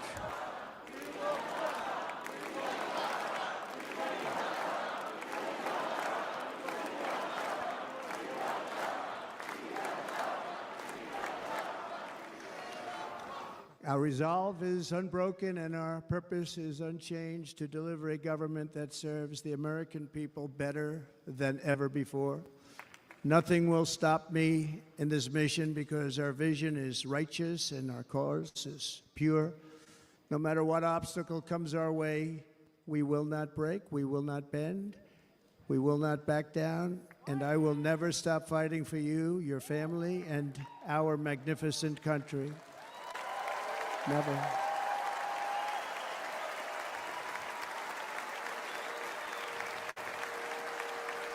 And everything I have to give with all of the energy and fight in my heart and soul, I pledge to our nation tonight. Thank you very much. I pledge that to our nation. We're going to turn our nation around, and we're going to do it very quickly. Thank you. It changes you. It absolutely changes you when you come up on something like that. This election should be about the issues facing our country and how to make America successful, safe, free, and great again.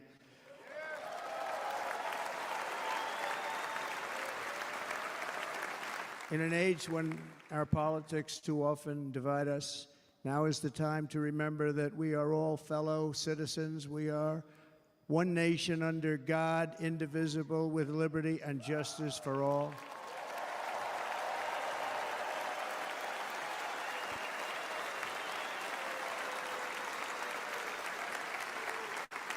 And we must not criminalize dissent or demonize political disagreement, which is what's been happening in our country lately at a level that nobody has ever seen before.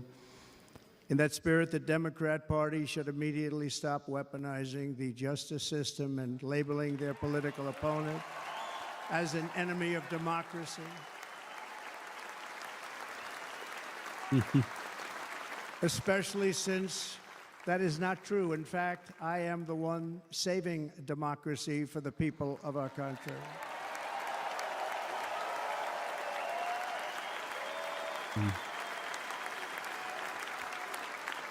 And very big news, as you probably just read. On Monday, a major ruling was handed down from a highly respected federal judge in Florida, Eileen Cannon, finding that the prosecutor and the fake documents case against me were totally unconstitutional, and the entire case was thrown out of court.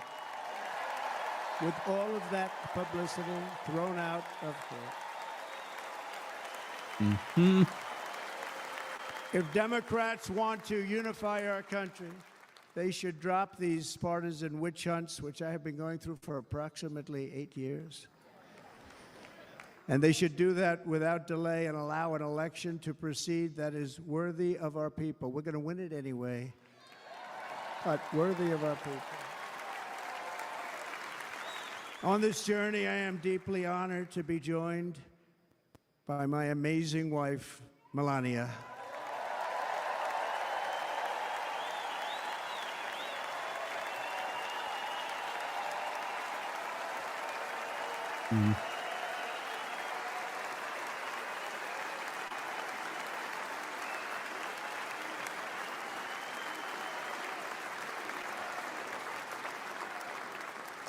And Melania, thank you very much. You also did something really beautiful, a letter to America calling for national unity, and it really took the Republican Party by surprise. I will tell you, it was beautiful.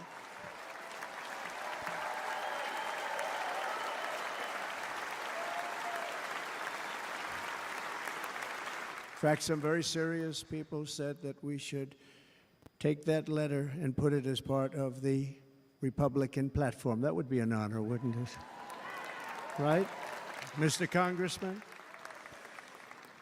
But it captivated so many, so I also want to thank my entire family for being here. Don, Kimberly, Ivanka and Jared, Eric and Lara, Tiffany and Michael, Barron. We love our Barron.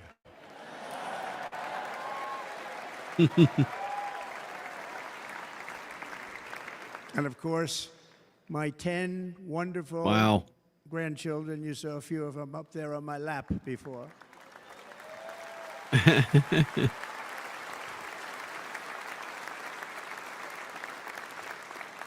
He looked happy. And how good was Dana? Was Dana good?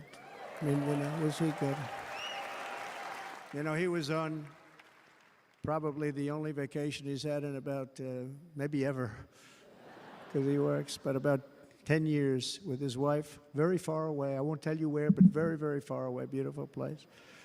And my people called, and he said, I won't be able to do it. This is many, many years. I promised my wife I can't do it. And they came in, they said, Dana won't be able to do it, because he was my first, second, and third choice. I said, well, you know, that's too bad, but I understand he's away, and it's good. It's good for him. And that was it. About 30 minutes later, she came back in, sir, Dana just called. He's going to do it. And his wife, she said, you can't turn him down. You just can't do it. You have to go. That's a good wife.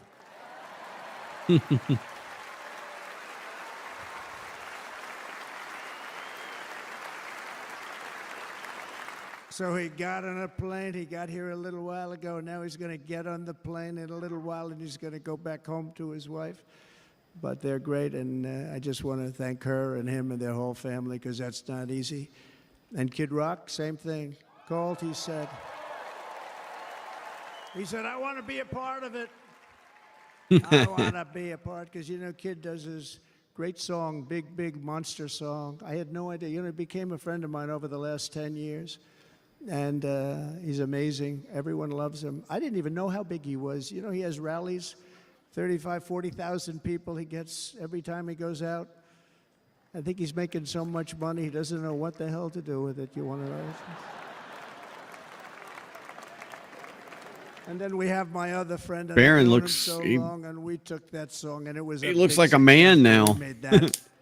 I saw a chart of great songs to America. That was #1 on the chart recently, #1. So. Now Barron looks like a full Great man. work, very special, beautiful. He's like person. 6'8". Beautiful man. Yeah, no, he's huge. Yeah, he's super tall. But they all wanted to be here. They called. And how about the Hulkster? How good was he? Is he up? Where is he? Boy, oh boy.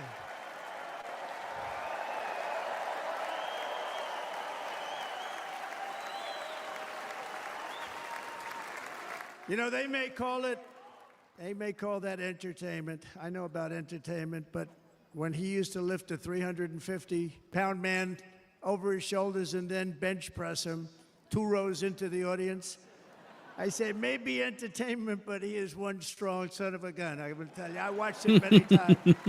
There aren't a lot of entertainers that can do that, right?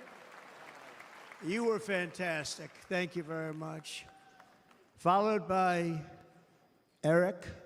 What was that all about? Boy, that was good. I didn't want to really come up here.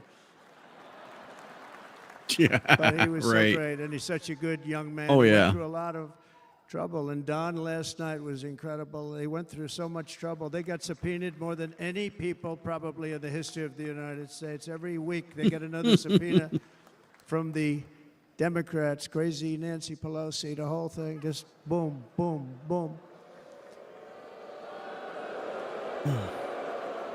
They've got to stop that because they're destroying our country. We have to work on making America great again, not on beating people. And we won. We beat them in all. We beat them on the impeachments. We beat them on indictments. We beat them.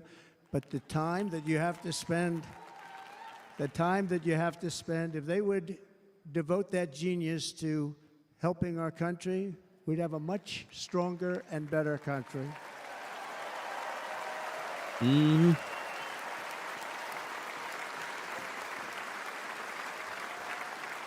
Not wrong.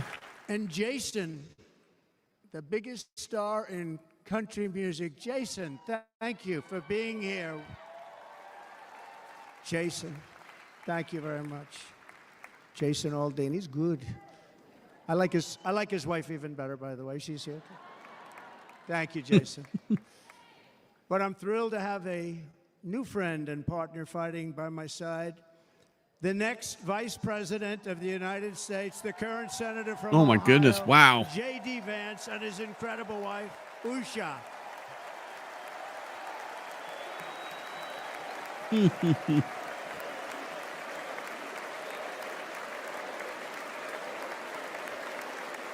I guess she was an attorney, and like, as soon as the announcement came out, she quit her job, basically. Vice President, he's going to be great. He'll be with this country and with this movement, greatest movement in the history of our country, Make America Great Again. When they criticize it, they say, we're going to try and stop MAGA. I said, MAGA is Make America Great Again. What are you going to stop? There's nothing to stop. Then they say, oh, that's right. It's very tough to fight it. And all of the people that did try and fight it have failed. But he's going to be with us for a long time, and it was an honor to select him. Great, great student at Yale. His wife was a great student at Yale. They met at Yale. These are two smart people. So, J.D., you're going to be Oh, it looks like my feed is finally not jumping as I better not say anything. It'll start jumping again. It's still jumping a little bit, but it's not as bad. She really does. She has a very fantastic smile. People of Milwaukee and the great state of... Oh, there they are. There they are. You are so easy to spot. And Green Bay's going to have a good team this year, right? They're going to have a good team. They're going to have a good team. Most of the audience doesn't like it, but it's true. You're going to have a very good team this year. Oh, what was that? And by the way, Wisconsin, we are spending over That was weird. $250 million here, creating jobs and other economic development all over the place. So I hope you will remember this in November and give us your vote. I am trying to buy your vote. I'll be honest about that. Oh, you know that. That's going to get clipped right there. That's a clip. That's make Wisconsin probably a great felony. again. We're gonna make it. Thank you, Mr. Governor. Thank you. I believe very that's much. probably a Thank felony. you. I'm here tonight to lay out a vision for the whole nation. To every citizen, whether you're a young or old man or woman, Democrat, Republican, or independent, black or white, Asian or Hispanic, I extend to you a hand of loyalty and of friendship. Together we will lead America to new heights of greatness like the world has never seen before. We were right there in the first term. We got hit with COVID. We did a great job. Nobody knew what it was, but nobody's ever seen an economy pre-COVID. And then we handed over a stock market that was substantially higher than just prior to COVID. Coming in, did a great job. Never got credit for that. We got credit for the war and defeating ISIS and so many things. The great economy, the biggest tax cuts ever, the biggest regulation cuts ever. The creation of Space Force, the rebuilding of our military. We did so much. We did so much. Right to try. Right to try is a big deal. We got right to try. They were trying to get that for 52 years. Somebody's terminally ill, and hopefully there's nobody in this audience, but it does happen a lot. They're terminally ill and they can't use our new space-age drugs and other things that we are aware of. What's a felony? Exactly. The greatest laboratories in the world, and you can't do it. They've been trying to get that approved for 52 years. Wasn't that easy? The insurance companies saying he's going to buy their vote. The risk. The labs didn't He says, want to I'm do it trying to because buy it your didn't work. vote. This People is- are they'll pretty charge far him down with a the line felony. toward death. They didn't want to do it. The doctors didn't want to have it on their record, so I got everybody into an office. 52 years they tried. Sounds simple, but it's not. And I got them to agree that somebody that needs it will, instead of going to Asia, Europe, or someplace, or if you have no money, going home and dying, just die. We got them to sign an agreement, agree to it, where they're not going to sue anybody. They're going to get all of this stuff. They're going to get it really fast. And what's happened is we're saving thousands and thousands of lives. It's incredible. Right to try. It's a great feeling. Under our leadership, the United States will be respected again. No nation will question our power. No enemy will doubt our might. Our borders will be totally secure. Our economy will soar. We will return law and order to our streets, patriotism to our schools, and importantly, we will restore peace, stability, and harmony all throughout the world. But to achieve this future, we must first rescue our nation from failed and even incompetent leadership. We have totally incompetent leadership. This will be the most important election in the history of our country. Under the current administration, we are indeed a nation in decline. We have an inflation crisis that is making life unaffordable, ravaging the incomes of working and low-income families, and crushing, just simply crushing our people like never before. They've never seen anything like it. We also have an illegal immigration crisis, and it's taking place right now as we sit here in this beautiful arena. It's a massive invasion at our southern border that has spread misery, crime, poverty, disease, and destruction to communities all across our land. Nobody's ever seen anything like it. Then there's an international crisis, the likes of which the world has seldom been part of. Nobody can believe what's happening. War is now raging in Europe and the Middle East. A growing specter of conflict hangs over Taiwan, Korea, the Philippines, and all of Asia. And our planet is teetering on the edge of World War III. And this will be a war like no other war because of weaponry. The weapons are no longer army tanks going back and forth shooting at each other. These weapons are obliteration. It's time for a change. This administration can't come close to solving the problems. We're dealing with very tough, very fierce people. They're fierce people. And we don't have fierce people. We have people that are a lot less than fierce, except when it comes to cheating on elections and a couple of other things. Then they're fierce. Then they're fierce. So tonight, I make this pledge to the great people of America.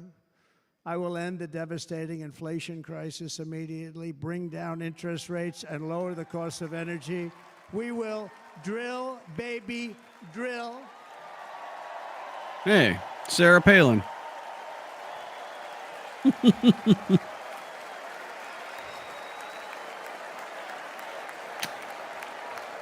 That was a Palinism, right? Yeah.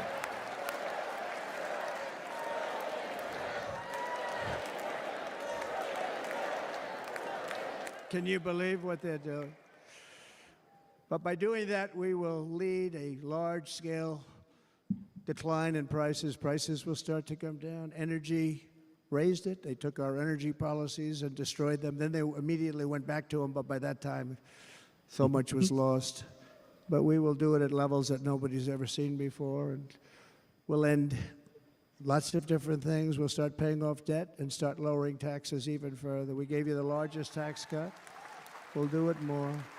You know, people don't realize I brought taxes way down, way down, and yet we took in more revenues the following year than we did when the tax rate was much higher. Most people said, how did you do that? Because it was incentive. Everybody was coming to the country. They were bringing back billions and billions of dollars into our country. The companies made it impossible to bring it back. The tax rate was too high, and the legal complications were far too great. I changed both of them, and hundreds of billions of dollars by Apple and so many other companies were brought back into our nation, and we had an economy the likes of which no nation had ever seen. China, we were beating them at levels that were incredible. And they know it. They know it. We'll do it again, but we'll do it even better. I will end the illegal immigration crisis by closing our border and finishing the wall, most of which I've already built.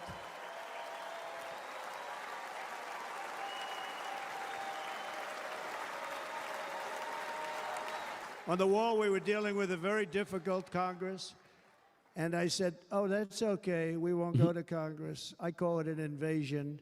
We gave our military almost $800 billion.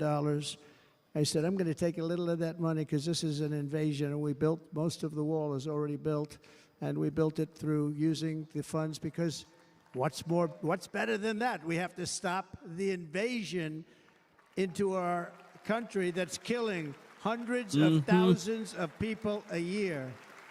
We're not going to let that happen. I will end every single international crisis that the current administration has created, including the horrible war with Russia and Ukraine, which would have never happened if I was president, and the war caused by the attack on Israel, which would have never happened if I was president. Iran was broke. Iran had no money. Now Iran has $250 billion. They made it all over the last 2.5 years. They were broke. I watched the other day on a show called Deface the Nation. Has anyone seen it? Deface the Congressman nation. who was a Democrat say, well, whether you like him or not, Iran was broke dealing with Trump. I told China and other countries, if you buy from Iran, we will not let you do any business in this country, and we will put tariffs on every product you do send in of 100% or more. And they said to me, well, I think that's about it. They weren't going to buy any oil. And they were ready to make a deal. Iran was going to make a deal with us. And then we had that horrible, horrible result that we'll never let happen again. The election result, we're never going to let that happen again. They used COVID to cheat. We're never going to let it happen again. And they took off all the sanctions, and they did everything possible for Iran. And now Iran is very close to having a nuclear weapon, which would have never happened. This is a shame what this administration, the damage that this administration has done. And I say Okay, it I'll often, be right back. if you took I can't, the 10 worst can't wait any presidents longer. in the So history of the be back in a United moment. States, think of it, the 10 worst, added them up, I'm they gonna will not put my have ear done in the so I can damage hear it that though. Biden has done. Only going to use the term once. Biden. I'm not going to use the name anymore, just one time. The damage that he's done to this country is unthinkable. It's unthinkable. Together we will restore vision, strength, competence, and Cody's done with we're going to have asking here. a thing called All your- common sense making most of our decisions, actually. It's all common sense. Okay. Just a few short years ago, under my presidency, we had the most secure border and best economy in the history of our country, in the history of the world. We had the greatest economy in the history of the world. We had never done anything like it. We were beating every country, including China, by leaps and bounds. Nobody had seen anything like it. We had no inflation, soaring incomes were going. Nobody can believe it. You can't believe what happened 4 years ago is happening now in reverse. And the world was at peace. Inflation has been a killer for our country. No matter what you make it, it doesn't matter because inflation is eating you alive. People that were putting away money, they were making great wages, the highest they've ever made, but they were putting away a lot of money. Now they are just being destroyed. They're not putting away anything. They're barely living. They're going into savings accounts. They're taking out their money to live because of inflation. Inflation, remember, it's called a country buster. You can go back to Germany from 100 years ago. You can go back to any country that suffered great inflation. We've suffered the worst inflation we've ever had. But go back and see what's happened to those countries. We've had the worst inflation we've ever had under this person. But in less than 4 years, our opponents have turned incredible success into unparalleled tragedy and failure. It's been a tremendous failure. Today, our cities are flooded with illegal aliens. Americans are being squeezed out of the labor force and their jobs are taken. And by the way, you know who's taking the jobs that are created? 107% of those jobs are taken by illegal aliens. And you know who's being hurt the most by millions of people pouring into our country? The black population and the Hispanic population, because they're taking the jobs from our black population, our Hispanic population, and they're also taking them from unions. The unions are suffering because of it. Thank you. Thank you. I like you too. Thank you very much.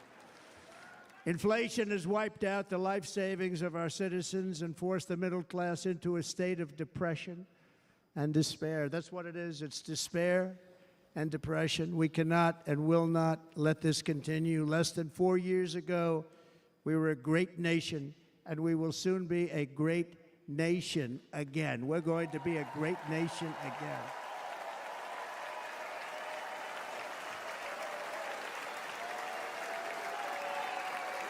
Thank you. With proper leadership, every disaster we are now enduring will be fixed, and it will be fixed very, very quickly. So tonight, whether you've supported me in the past or not, I hope you will support me in the future, because I will bring back the American dream. That's what we're going to do. You don't even hear about the American dream anymore. With great humility, I am asking you to be excited about the future of our country. Be excited. Be excited.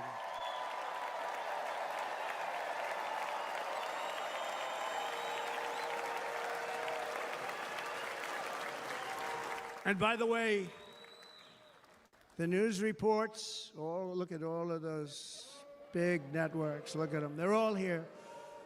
But every one of them has said this could be the most organized, best run, and most Here we go. enthusiastic convention of either party that they've ever seen. Every single one.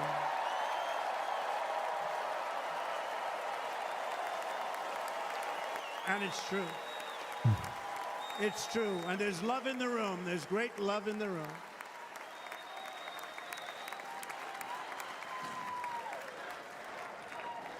So 4 years is definitely not a lot of time. And we can't let that happen.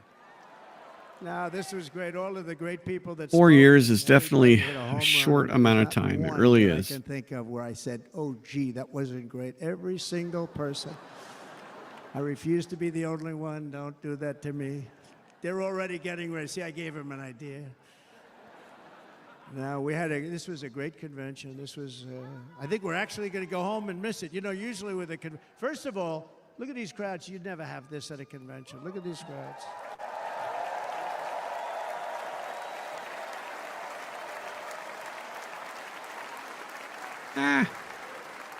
Love, it's about love. This week, the entire Republican Party has formally adopted an agenda for America's renewal, and you saw that agenda. And it's very short compared to the long, boring, meaningless agendas of the past, including the Democrats. They write these things that are hundreds of pages long, and they never read them after they're done. In their case, fortunately, they don't read them because they're pretty bad. It's a series of bold promises that we will swiftly implement when you give us a Republican House.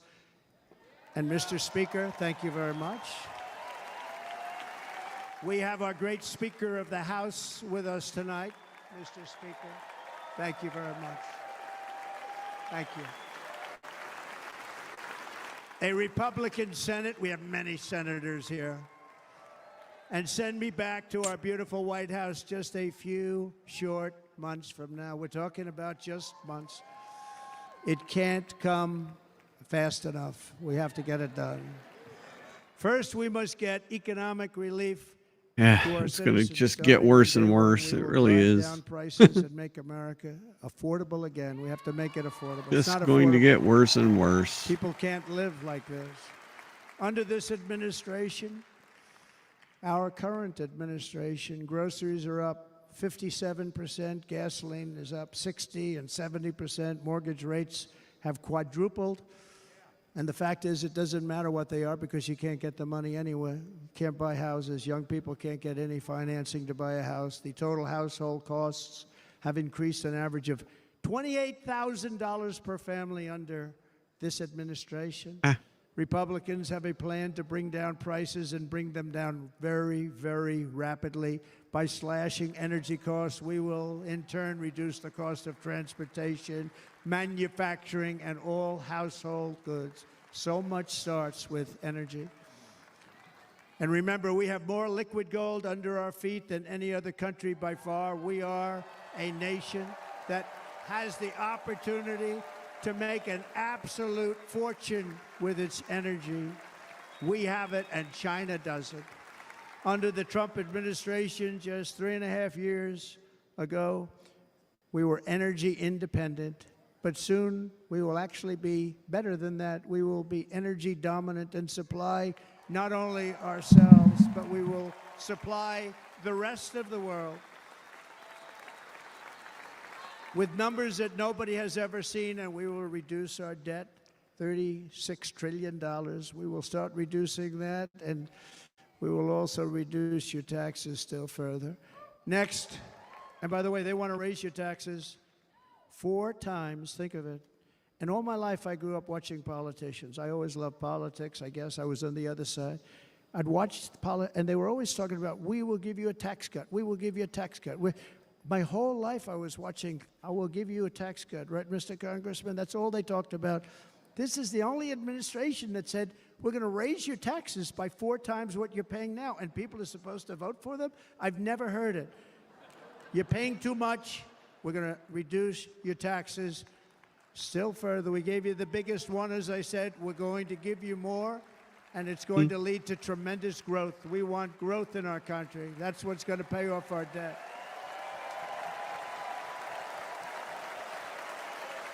And next, we will end the ridiculous and actually incredible waste of taxpayer dollars that is fueling the inflation crisis. They've spent trillions of dollars on things having to do with the Green New Scam. It's a scam. And that's caused tremendous inflationary pressures in addition to the cost of energy. And all of the trillions of dollars that are sitting there not yet spent, we will redirect that money for important projects like roads, bridges, dams, and we will not allow it to be spent on meaningless green new scam ideas.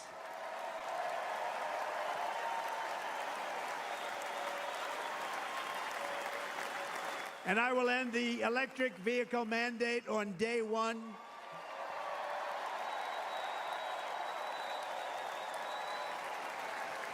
Thereby saving the U.S. auto industry from complete obliteration, which is happening right now, and saving U.S. customers thousands and thousands of dollars per car. And right now, as we speak, large factories just started, are being built across the border in Mexico. So with all the other things happening on our border, and they're being built by China to make cars and to sell them into our country. No tax, no anything. The United Auto Workers ought to be ashamed for allowing this to happen. And the leader of the United Auto Workers should be fired immediately. And every single auto worker, union and non-union, should be voting for Donald Trump because we're going to bring back car manufacturing and we're going to bring it back fast.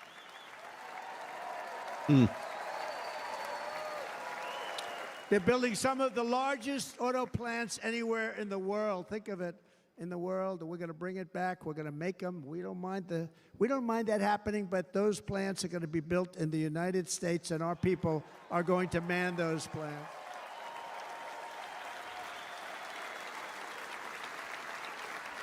And if they don't agree with us, we'll put a tariff of approximately 100 to 200% on each car, and they will be unsellable in the United States. We have long been taken advantage of by other countries. And think of it, oftentimes these other countries are considered so-called allies. They've taken advantage of us for years. We lose jobs, we lose revenue, and they gain everything and wipe out our businesses, wipe out our people. I stopped it for 4 years, I stopped it. And we're really ready to make changes like nobody had seen before. And remember, USMCA, I got rid of NAFTA, the worst trade deal ever made, and replaced it with USMCA, which is, they say, the best trade deal ever made. Actually, probably the best trade deal was the deal I made with China, where they buy $50 billion worth of our product. They were buying nothing.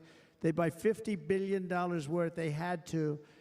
But I don't even talk about it because of COVID. I don't even mention it, frankly, because of what happened with the China virus.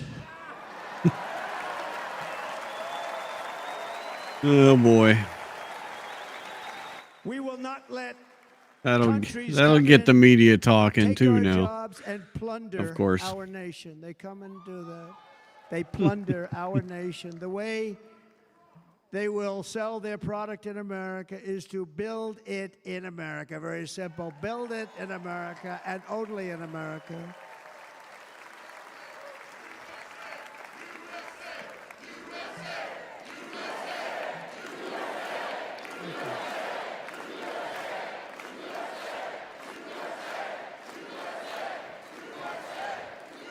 And this very simple formula in Congress has to go along with us, and they will.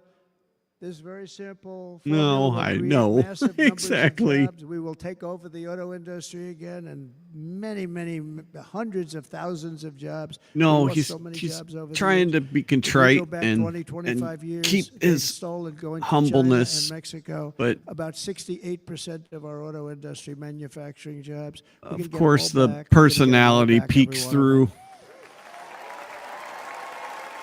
At the center of our plan for economic relief are massive tax cuts for workers that include something else that's turned out to be very popular, actually.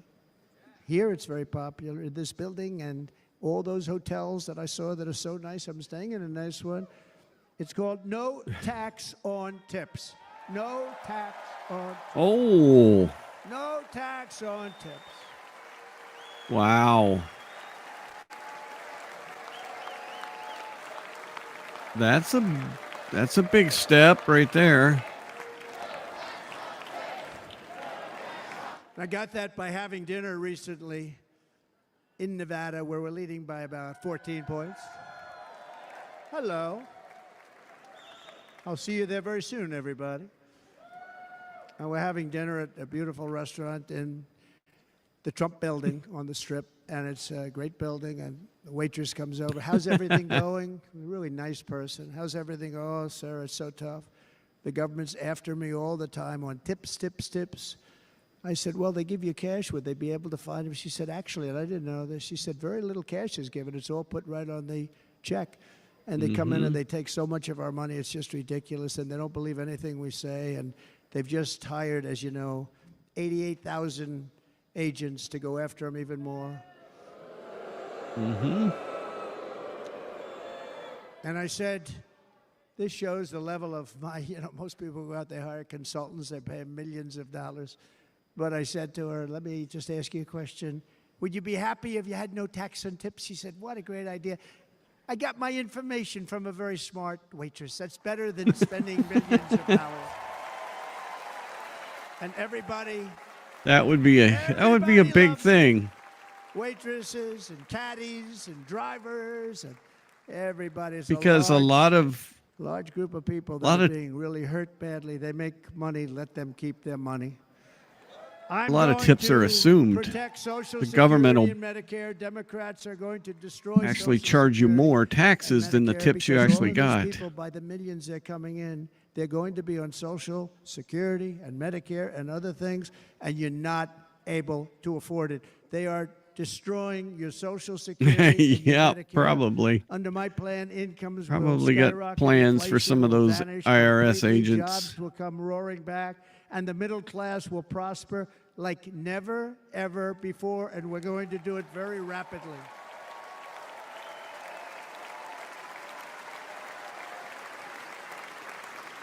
But no hope or dream we have for America can succeed unless we stop the illegal immigrant invasion, the worst that's ever been seen anywhere in the world. There's never been an invasion like this anywhere. Third world countries would fight with sticks and stones not to let this happen.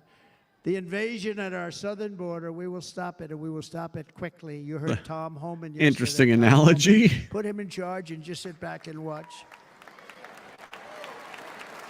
Brandon Judd, the Border Patrol, he's incredible. These guys, they really, their job is a lot easier if they don't have to do anything, but they want to. They're patriots. Brandon Judd, Border Patrol, ICE. ICE goes out. You have to see what ICE does with MS-13. You have these are probably the worst gang, and ICE goes in there. And I know a lot of people in these rows here, and they're very tough people, but they don't want to do this job. They'll go into a pack of MS-13 killers. They're the worst, probably the worst gangs in the world. And we have thousands of them. I moved thousands and thousands out in my 4 years. We moved them out, and it was a pleasure. But ICE would go right into a pack of these killers, and you see fists flying, you see everything flying, and then they take them. They put them in a paddy wagon. They take them back, and they get them out of our country. And the other countries weren't accepting them back. And I called up, and I said, tell them that we're not giving them economic aid anymore. And the next day, I got calls from all of these countries that were terminated. Billions of dollars we spend on economic aid to countries that does us, frankly, no good. And the next day, I was called by everybody. I couldn't take all the calls. Sir, what's the problem? I said, you won't take your killers back that you sent in caravans into America. You won't take them back. Well, sir, if you'd like us to, we would give very serious consideration to doing that. And within 24 hours, they were being taken back. For years and years, when I first came in, they said President Obama tried to get him to go back, and they wouldn't accept him. They'd put planes on the runway so you couldn't leave the plane. They'd close the road so you couldn't take the buses. They'd all have to turn back. As soon as I said no more economic aid of any kind to any country that does that, they called back and they said, sir, it would be our great honor to take MS-13. We love them very much. We love them very much, sir. We'll take them back. At the heart of the Republican Yeah, no, I platform think is so. our pledge to end this border nightmare and fully restore the sacred and sovereign borders of the United Europe, States all of over America, Europe. And we're going to do that on day one.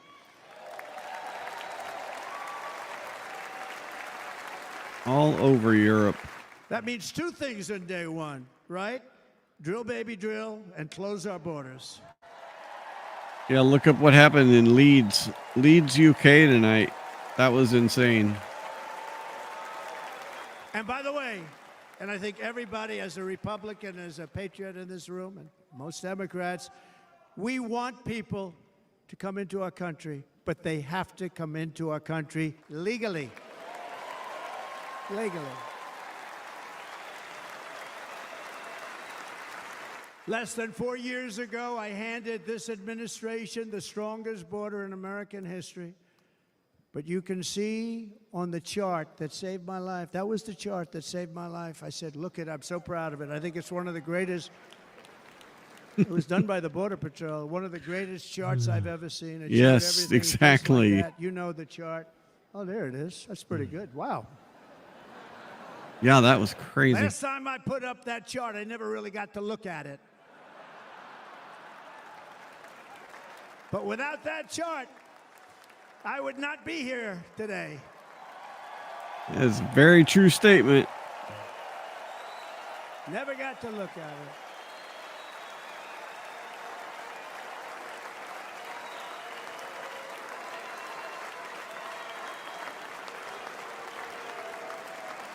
I said, you got to see this chart. I was so proud of it. And by the time I got to there, I never got to see it that day. It's actually a. But I'm seeing all those it now, screens and are I was really very cool. proud. If you look at the arrow on the bottom, that's the lowest level, the one on the bottom, heavy red arrow. That's the lowest level of illegal immigrants ever to come into our country in recorded history, right there. Right there. And that was my last week in office. And then you see what happened after I left. Look at the rest. And if you go out a little bit further, it's getting to be a little bit old, but I love it anyway, right? But you can go much higher with those numbers. Look what happened right after that. The invasion began. We had the opposite. We stopped the invasion. But the invasion that we stopped was peanuts by comparison to what happened after I left. Look at what happened after I left. They took over our country. We ended all catch and release. We shut down asylum fraud. We stopped human trafficking and forged historic agreements to keep illegal aliens on foreign soil. We want them to stay on their soil. Under the Trump administration, if you came in illegally, you were apprehended immediately and you were deported. You went right back. The current administration terminated every single one of those great Trump policies that I put in place to seal the border. I wanted a sealed border. Again, come in, but come in legally. You know how unfair it is? So many people, hundreds of thousands of people, have been working for years to come into our country. And now they see these people pour into our country at levels that are unprecedented. It's so unfair. And we're not going to do it. We're not going to stand for it. They suspended wall construction, ended remain in Mexico. We had a policy, remain in Mexico. You think that was easy to get from the Mexican government? Yeah, he They got said, to "You see must the give it to chart." us. If you don't give it to us, there will be repercussions, and they gave it to us. But not easy. Canceled our Safe Third agreements, demolished Title 42, implemented nationwide catch and release. That's catch and release, where we catch them and release them into our country. We catch them and release them into Mexico. There's a slight difference. And took 93, this is the previous administration, 93 executive actions to throw open our border to the world. The entire world is pouring into our country because of this very foolish administration. The greatest invasion in history is taking place right here in our country. They are coming in from every corner of the earth, not just from South America, but from Africa, Asia, China. the Middle East. They're coming from everywhere. They're coming at levels that we've never seen 120,000 before. Chinese It is an males invasion that have indeed, made it and this in the last 4 administration years. does absolutely nothing to stop them. They're Yeah, coming from no, it is. prisons. It's absolutely They're coming insane. from jails. They're coming from mental institutions and insane asylums. You know, the press is always on me because I say this. Has anyone seen Silence of the Lambs? The late, great Oh, boy. Hannibal Lecter. He'd love to have you for dinner. That's insane asylums. They're emptying out their insane asylums. And terrorists are coming in at numbers that we've never seen before. Bad things are going to happen. Meanwhile, our crime rate is going up while crime statistics all over the world are going down because they're taking their criminals and they're putting them into our country.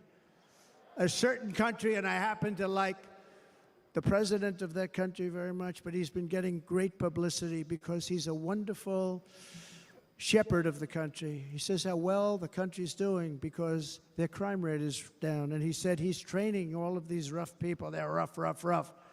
He's training them. And I've been reading about this for 2 years. I think, oh, that's wonderful. Let's take a look at it. But then I realized he's not training them. He's sending all of his criminals, his drug dealers, his people that are in jails, he's sending them all to the United States. And he's different in that he doesn't say that. He's trying to convince everybody what a wonderful job he does in running the country. Well, he doesn't do a wonderful job. And by the way, if I ran one of the countries, many countries, many countries from all over, I would be worse than any of them. I would have had the place totally emptied out already.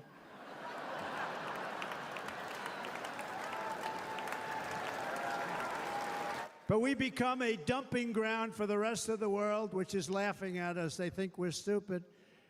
And they can't believe that they're getting away with what they're getting away with, but they're not going to be getting away with it for long. That's what I can tell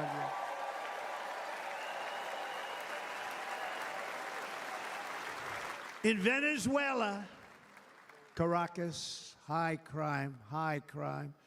Caracas, Venezuela. Really a dangerous place, but not anymore. Because in Venezuela, crime is down 72%. In fact, if they would ever win this election, I hate to even say that, we will have our next Republican convention in Venezuela because it will be safe. Our cities will be so unsafe, we will not be able to have it there. In El Salvador, murders are down by 70%. Why are they down? Now, he would have you convinced that because he's trained murderers to be wonderful people. No.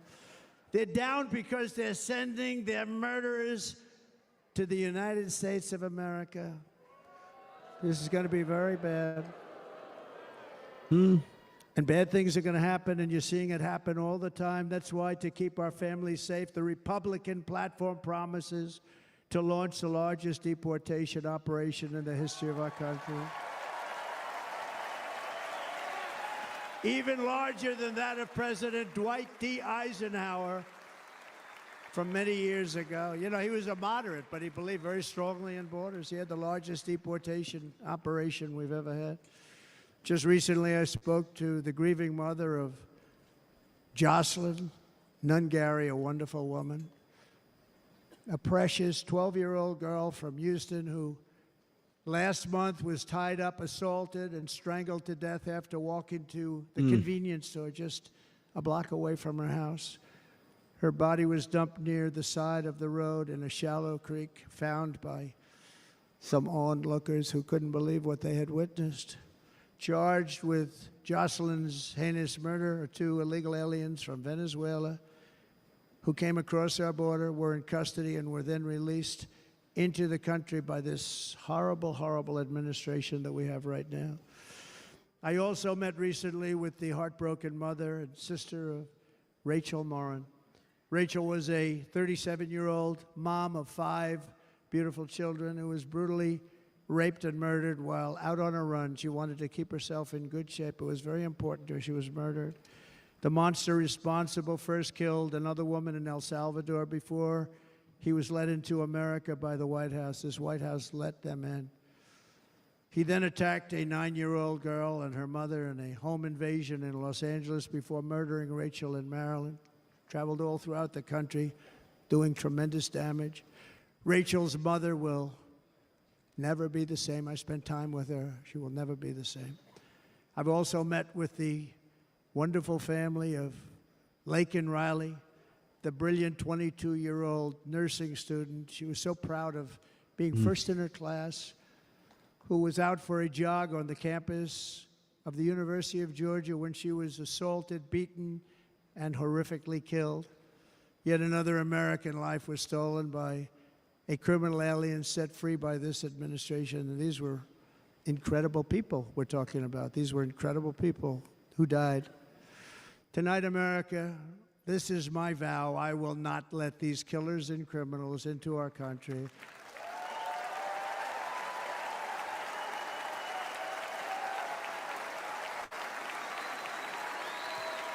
I will keep our sons and daughters safe. As we bring security to our streets, we will help bring stability to the world. I was the first president in modern times to start no new wars. You know, we were the toughest, we were the most respected. You made it back to us there, Michael? Yeah, I'm here. You saw this. Might get up and go for some. Hungry, strong. I can't hear you. Run by a very Might get up, powerful, go for some tough caffeine leader, here in a tough guy. second. Oh, Most doesn't gotcha. like Okay. easy stuff. And he came out recently. They were asking him. On my feet all day and then immediately sit down for this. The whole world Mm. is I just wasn't wondering gonna what's last. happening, what's going on. No, I figured you weren't going to Viktor last. Orban, Prime Minister of Hungary, very tough man. He said, I don't want people coming into my country and blowing up our shopping centers and killing people. But they said to him, tell us what's going wrong, what's happening, what is it? He said, there's only one way you're going to solve it. You got to bring President Trump back to the United States because he kept everybody at bay. He used a word I wouldn't use because I can't use that word. Because you'd say it was braggadocious. The press would say he was a braggart. I'm not a braggart. But Viktor Orban said it. He said Russia was afraid of him. China was afraid of him.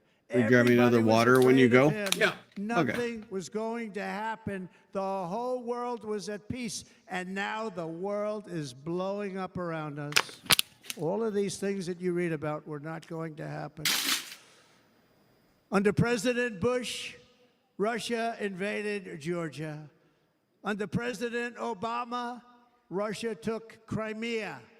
Under the current administration, Russia is after all of Ukraine. Under President Trump, Russia took nothing.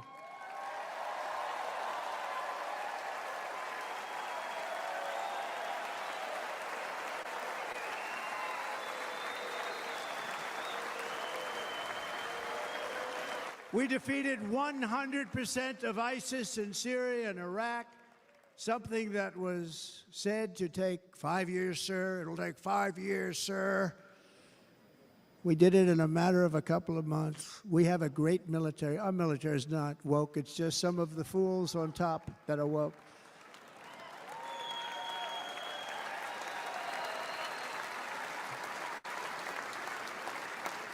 I got along very well. North Korea, Kim Jong-un, I got along very well with him. The press hated when I said that. How could you get along with him? Well, you know, it's nice to get along with somebody who has a lot of nuclear weapons or otherwise, isn't it?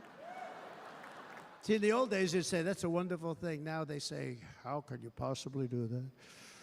But no, I got along with him, and we stopped the missile launchers from North Korea. Now North Korea is acting up again, but when we get back, I get along with him. He'd like to see me back, too. I think he misses me, if you want to know the truth.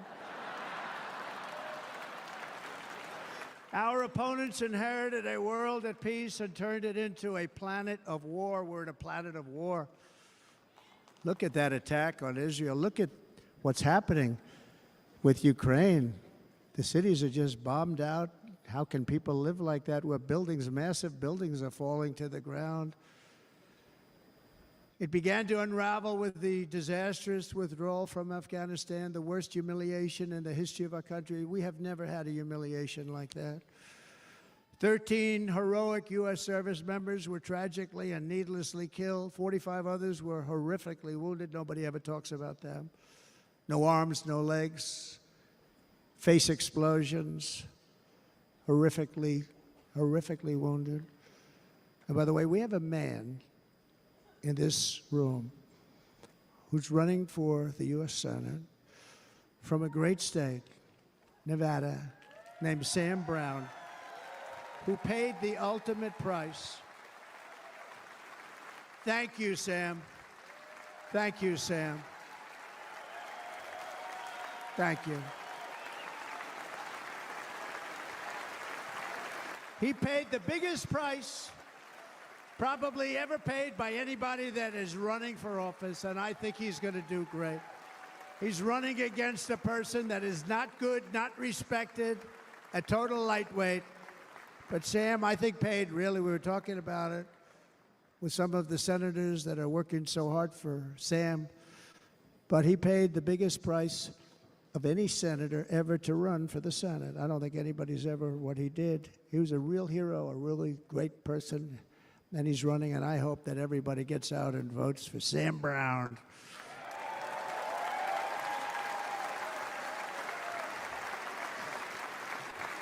And we also left behind $85 billion worth of military equipment, along with many American citizens were left behind. Many, many American citizens, emboldened by that disaster, Russia invaded Ukraine. They saw this group of people that were incompetent. We took the soldiers out first. No, we're going to take the soldiers out second. If they would have followed my plan, we had a great plan. But the plan only kicked in if they did everything perfectly, and they weren't doing things perfectly, so we said it doesn't kick in. You know, 18 months in Afghanistan, we didn't have one, so they were killing them left and right, snipers. And I spoke to the head of the Taliban. You've heard this story. Abdul, still there, still the head of the Taliban. The press got on me, why would you speak to him? I said, because that's where the killing is. I don't have to speak to somebody that has nothing to do with it. And I told him, don't ever do that. Don't ever do that again. Don't ever, ever do that again. You've got to stop. Because during the Obama administration, many great people and soldiers, but a lot of soldiers were being killed from long distance. I said, if you keep doing that, you're going to be hit harder than anybody's ever been hit by a country before.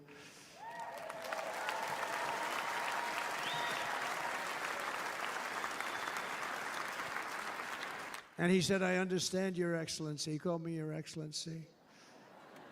I wonder if he calls the other guy Your Excellency. I doubt it. The other guy gave him everything. I mean, what kind of a deal was that? He walked out, gave him everything. Do you know that right now Afghanistan is one of the largest sellers of weapons in the world? They're selling the brand new, beautiful weapons that we gave them. But think of it, he actually said to me, but why do you show me a picture of my home? I said, you'll have to ask your people or one of your wives. But he could figure it out. And for 18 months, we had not one attack on an American soldier by the Taliban. 18 months.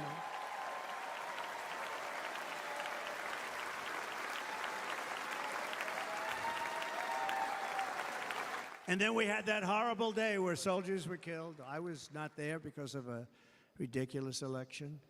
But we had that horrible attack. And they also gave up Bagram, one of the biggest bases anywhere in the world, air bases anywhere in the world, the longest runways, most powerful, hardened, thickened runways. We gave it up. And I liked it not because of Afghanistan. I liked it because of China. It's 1 hour away from where China makes their nuclear weapons. And you know who has it now? China has it now. We were keeping that. And now China is likewise circling Taiwan, and Russian warships and nuclear submarines are operating 60 miles off the coast in Cuba. Do you know that? No, the press refuses to write about it. If that were me running this country and we had nuclear submarines in Cuba, I will tell you that headlines every day would be, what's wrong with our president? You don't even hear this. You're not hearing about this. Russia has nuclear submarines and warships 60 miles away, Mr. Congressman, from Miami, by the way, happens to be here. Correct? In Cuba. And that would not be stood for if it were somebody else. They don't want to mention it, but now maybe they will. And the entire world, I tell you this, we want our hostages back, and they better be back before I assume office. Well, you will be paying a very big price.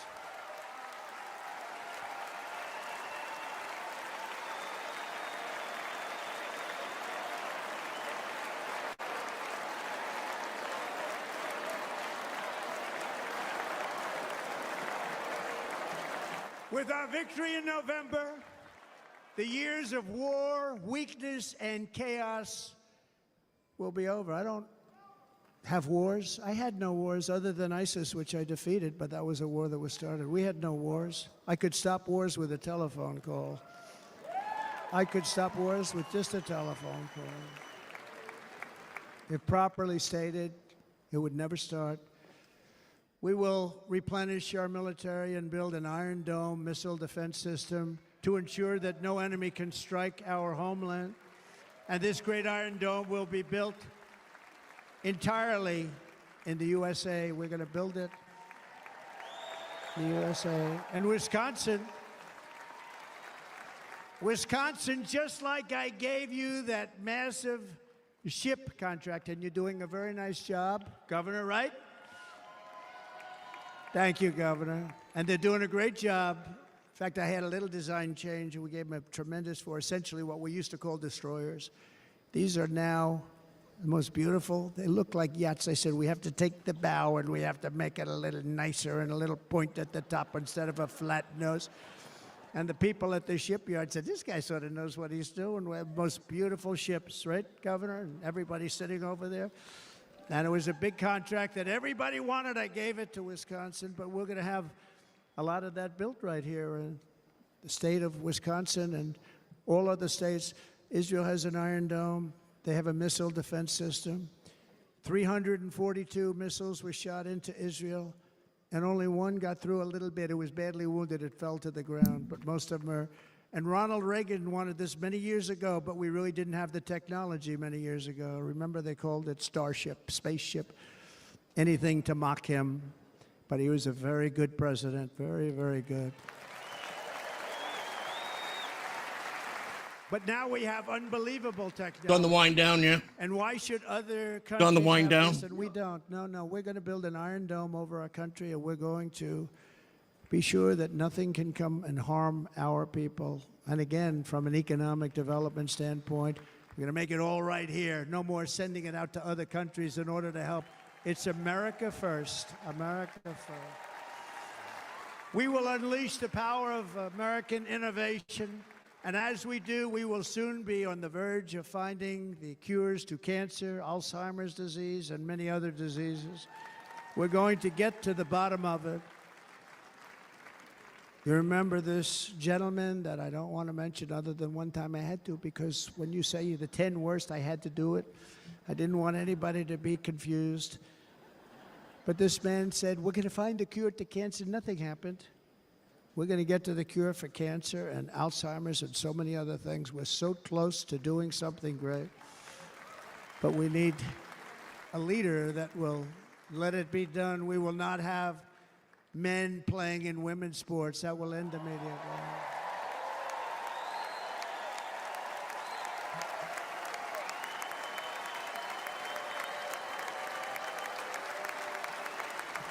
And we will restore and renovate our nation's once great cities, making them safe, clean, and beautiful again. And that includes our nation's capital, which is a horrible killing field. So many things. They leave from Wisconsin, they go to look at the Washington Monument, they end up getting stabbed, killed, or shot. We will be very soon very proud of our capital, again, Washington, D.C.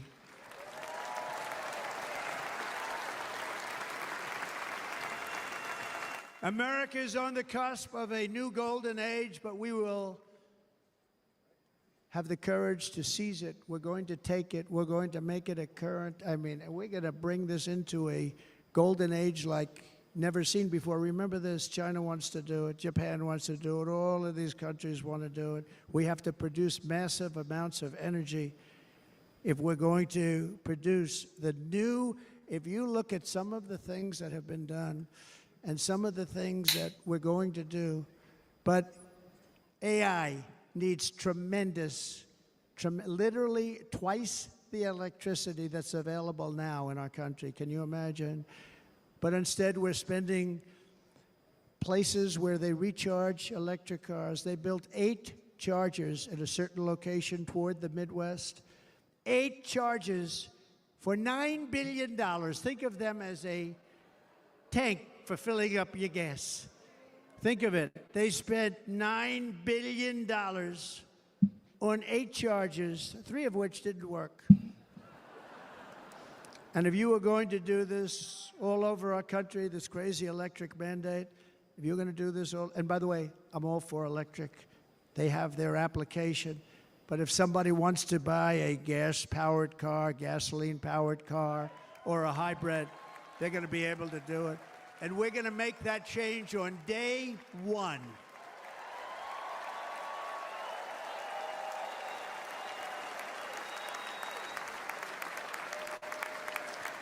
So to conclude, just a few short days ago, my journey with you nearly ended. We know that. And yet, here we are tonight, all gathered together, talking about the future, promise, and a total renewal of a thing we love very much. It's called America. We live in a world of miracles. None of us knows God's plan or where life's adventure will take us. I want to thank Franklin Graham for being here tonight. He's an outstanding man. He wrote me a note recently. I have a lot of respect for him. Sir, I love your storytelling. I think it's great in front of these big rallies. But sir, please do me one favor. It won't make any difference. Please don't use any foul language. I was a little embarrassed. I said, he said, it won't make any difference. Actually, it does. The story's not quite as good, but I've been very good. The story is not quite as good, to be honest. I've got to have a little talk with Franklin, but he was great. He's a great gentleman. His father was so incredible, Billy Graham. My father used to love taking me to see Billy Graham. My father would take me to see Billy Graham at Yankee Stadium. He had the biggest rallies you've ever seen. He was a good rally guy, too. But he'd get up, and he was a fantastic guy. My father loved Billy Graham. But I love Franklin Graham. I think Franklin's been fantastic, and I'm working so hard to adhere to his note to me. I'm working hard on it, Franklin. But if the events of last Saturday make anything clear, it is that every single moment we have on earth is a gift from God.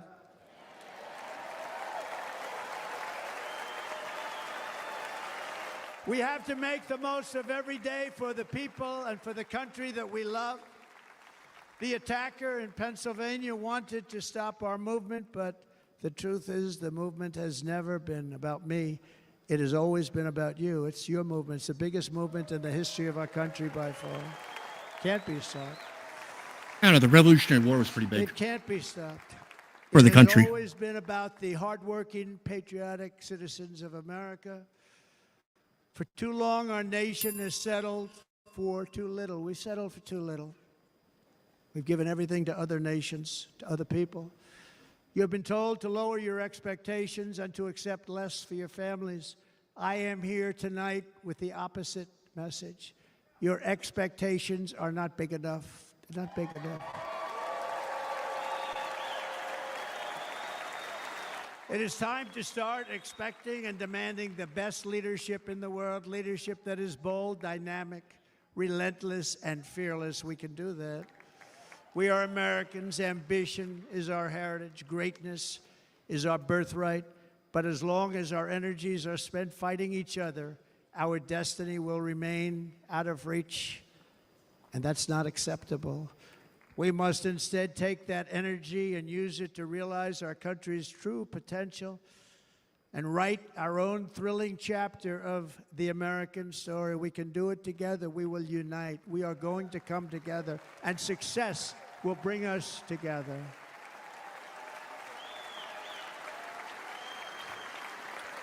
It is a story of love, sacrifice, and so many other things.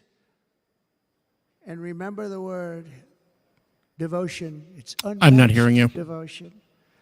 Our American ancestors crossed the Delaware. Okay, now you survived can. The icy Yes, I can. winter at Valley Forge, and defeated. I a want mighty everybody to be empire together is what I was establish our saying. Cherished republic. They fought so hard. They lost so many. They pushed thousands and thousands of I think- miles across a dangerous frontier. I think there's more of us on taming the same wilderness page to build a than life people and a realize. magnificent home for their family. They packed just their think the- families into covered wagons, trekked across The ones that are contrary to each other trails, get more scaled publicity. towering mountains and braved rivers and rapids to stake their claim on the wide open, new, and very beautiful frontier. When our way of life was threatened, American patriots marched onto the battlefield, raced into enemy strongholds, and stared down death and stared down those enemies to keep alive the flame of freedom. At Yorktown, Gettysburg, and Midway, they joined the roll call of immortal heroes. So many just so many heroes, so many great, great people. And we have to cherish those people. We can't forget those people. We have to cherish those people.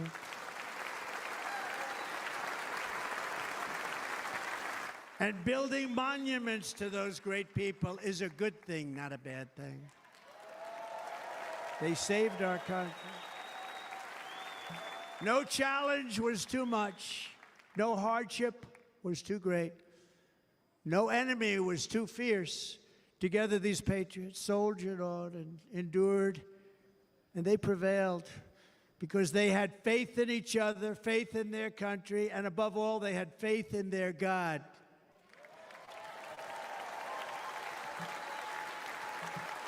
Just like our ancestors, we must now come together, rise above past differences. Any disagreements have to be put aside and go forward united as one people, one nation, pledging allegiance to one great, beautiful, I think it's so beautiful, American flag. Yes. Thank you, Margaret. We will see you. See you later. Hopefully tomorrow. For your support, and I am. We will be here tomorrow. Good night, Margaret. Good night. What you Yes. vote? Yeah, it's late for you. Woo. Gonna make our country great again. Every day I will strive to honor the trust you have placed in me, and I will never, ever let you down. I promise that. I will never let you down. To all of the forgotten men and women who have been neglected, abandoned, and left behind, you will be forgotten no longer. We will press forward, and together we will win, win, win.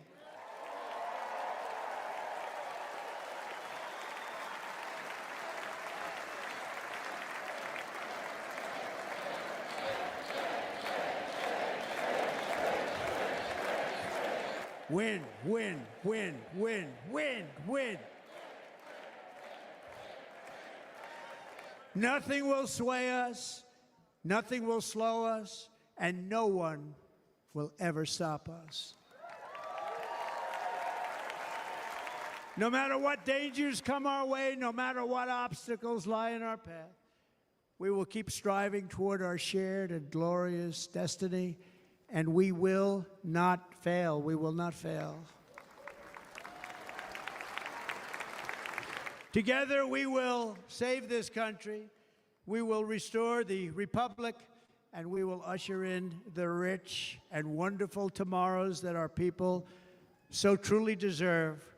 America's future will be bigger, better, bolder, brighter, happier, stronger, freer, greater, and more united than ever before.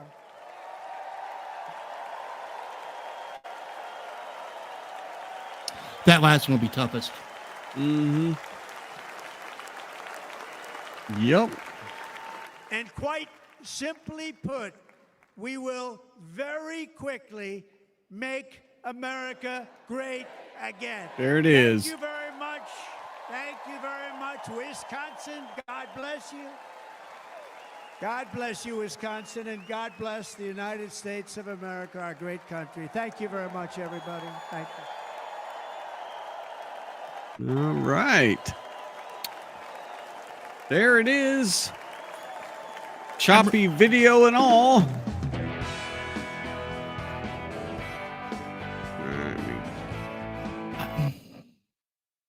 I'm reminded of Geraldine Ferraro on Reagan's second election, and she basically just like asked the room, this is while they're trailing in the polls, and she knew their election chances were over when she was dumb enough basically to ask, what is it, him versus us? And the response was basically, he makes us feel American.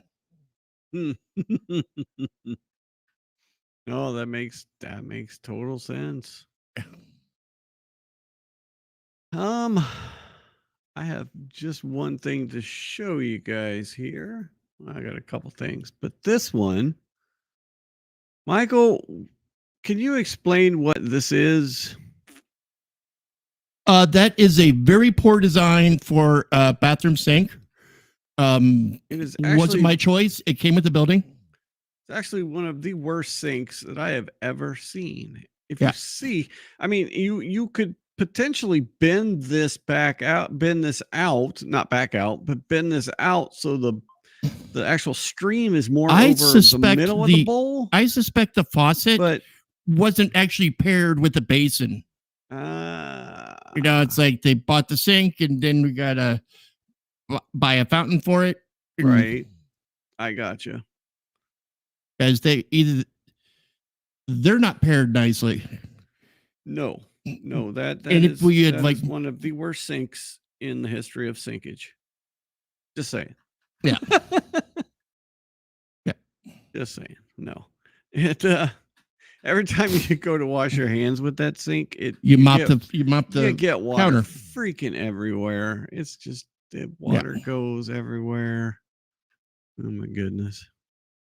Well, hey, so I mean, the speech definitely went on for quite a while, but I think overall he was pretty contrite on a lot of things, and but pretty Trumpian on other things, right? I mean, are you there? Yeah, I know it. After a while, it gets kind of boilerplate because it's all the stuff we've been saying. This is going wrong. This is a better way to do it. And it'd be neat that we finally get to start adhering to that instead of just identifying it. Right. I mean, no, exactly. Start putting some. It is. I'm glad because it's a dead horse that they're not dwelling too much on 2020 and the things they thought that went wrong there. And they're more talking about the current problems and looking to the future. Right. No, exactly. That would have been that strategy. That would have been a rough strategy to try and pull off. Absolutely. Yeah.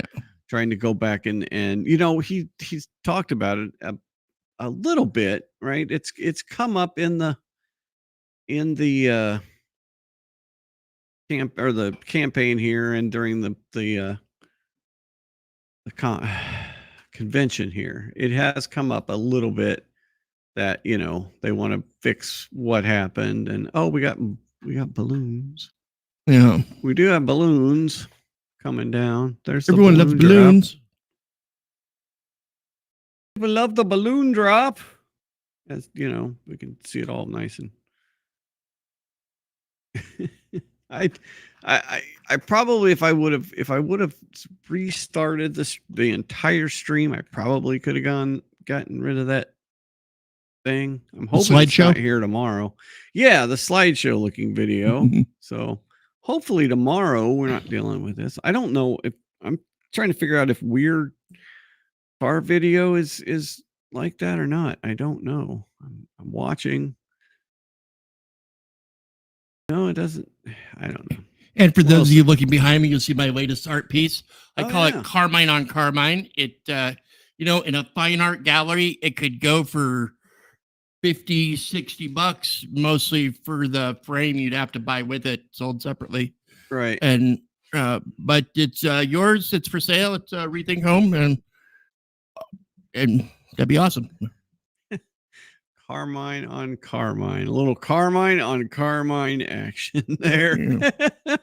It's good stuff. It is good stuff. All right. Well, that was fun. That was, it was a lot of what I expected. I mean, But you're right. I mean, that was a long speech. Yeah, that went on. He had to make up for lost time on Saturday. Yeah, no, he didn't get to give his speech on Saturday, so he had to make up for it. That's for sure. So, all right. Well, hey, tomorrow I figure we hadn't really gotten a chance to talk about the whole, projectile thing that happened. Kind of a lot's happened this week. Yeah, so I wanted to get into that a little bit. I've been saving up some different posts on that because, I mean, it's just the whole assassination attempt thing is just weird. Well, there's a whole lot of what in the world is going on here. Why? Yeah, and pointing the fingers at the local cops and the local cops have got 12 officers. They're yeah. I don't remember Butler, Pennsylvania being a big old metropolis. Correct. And they're not asset protection specialists.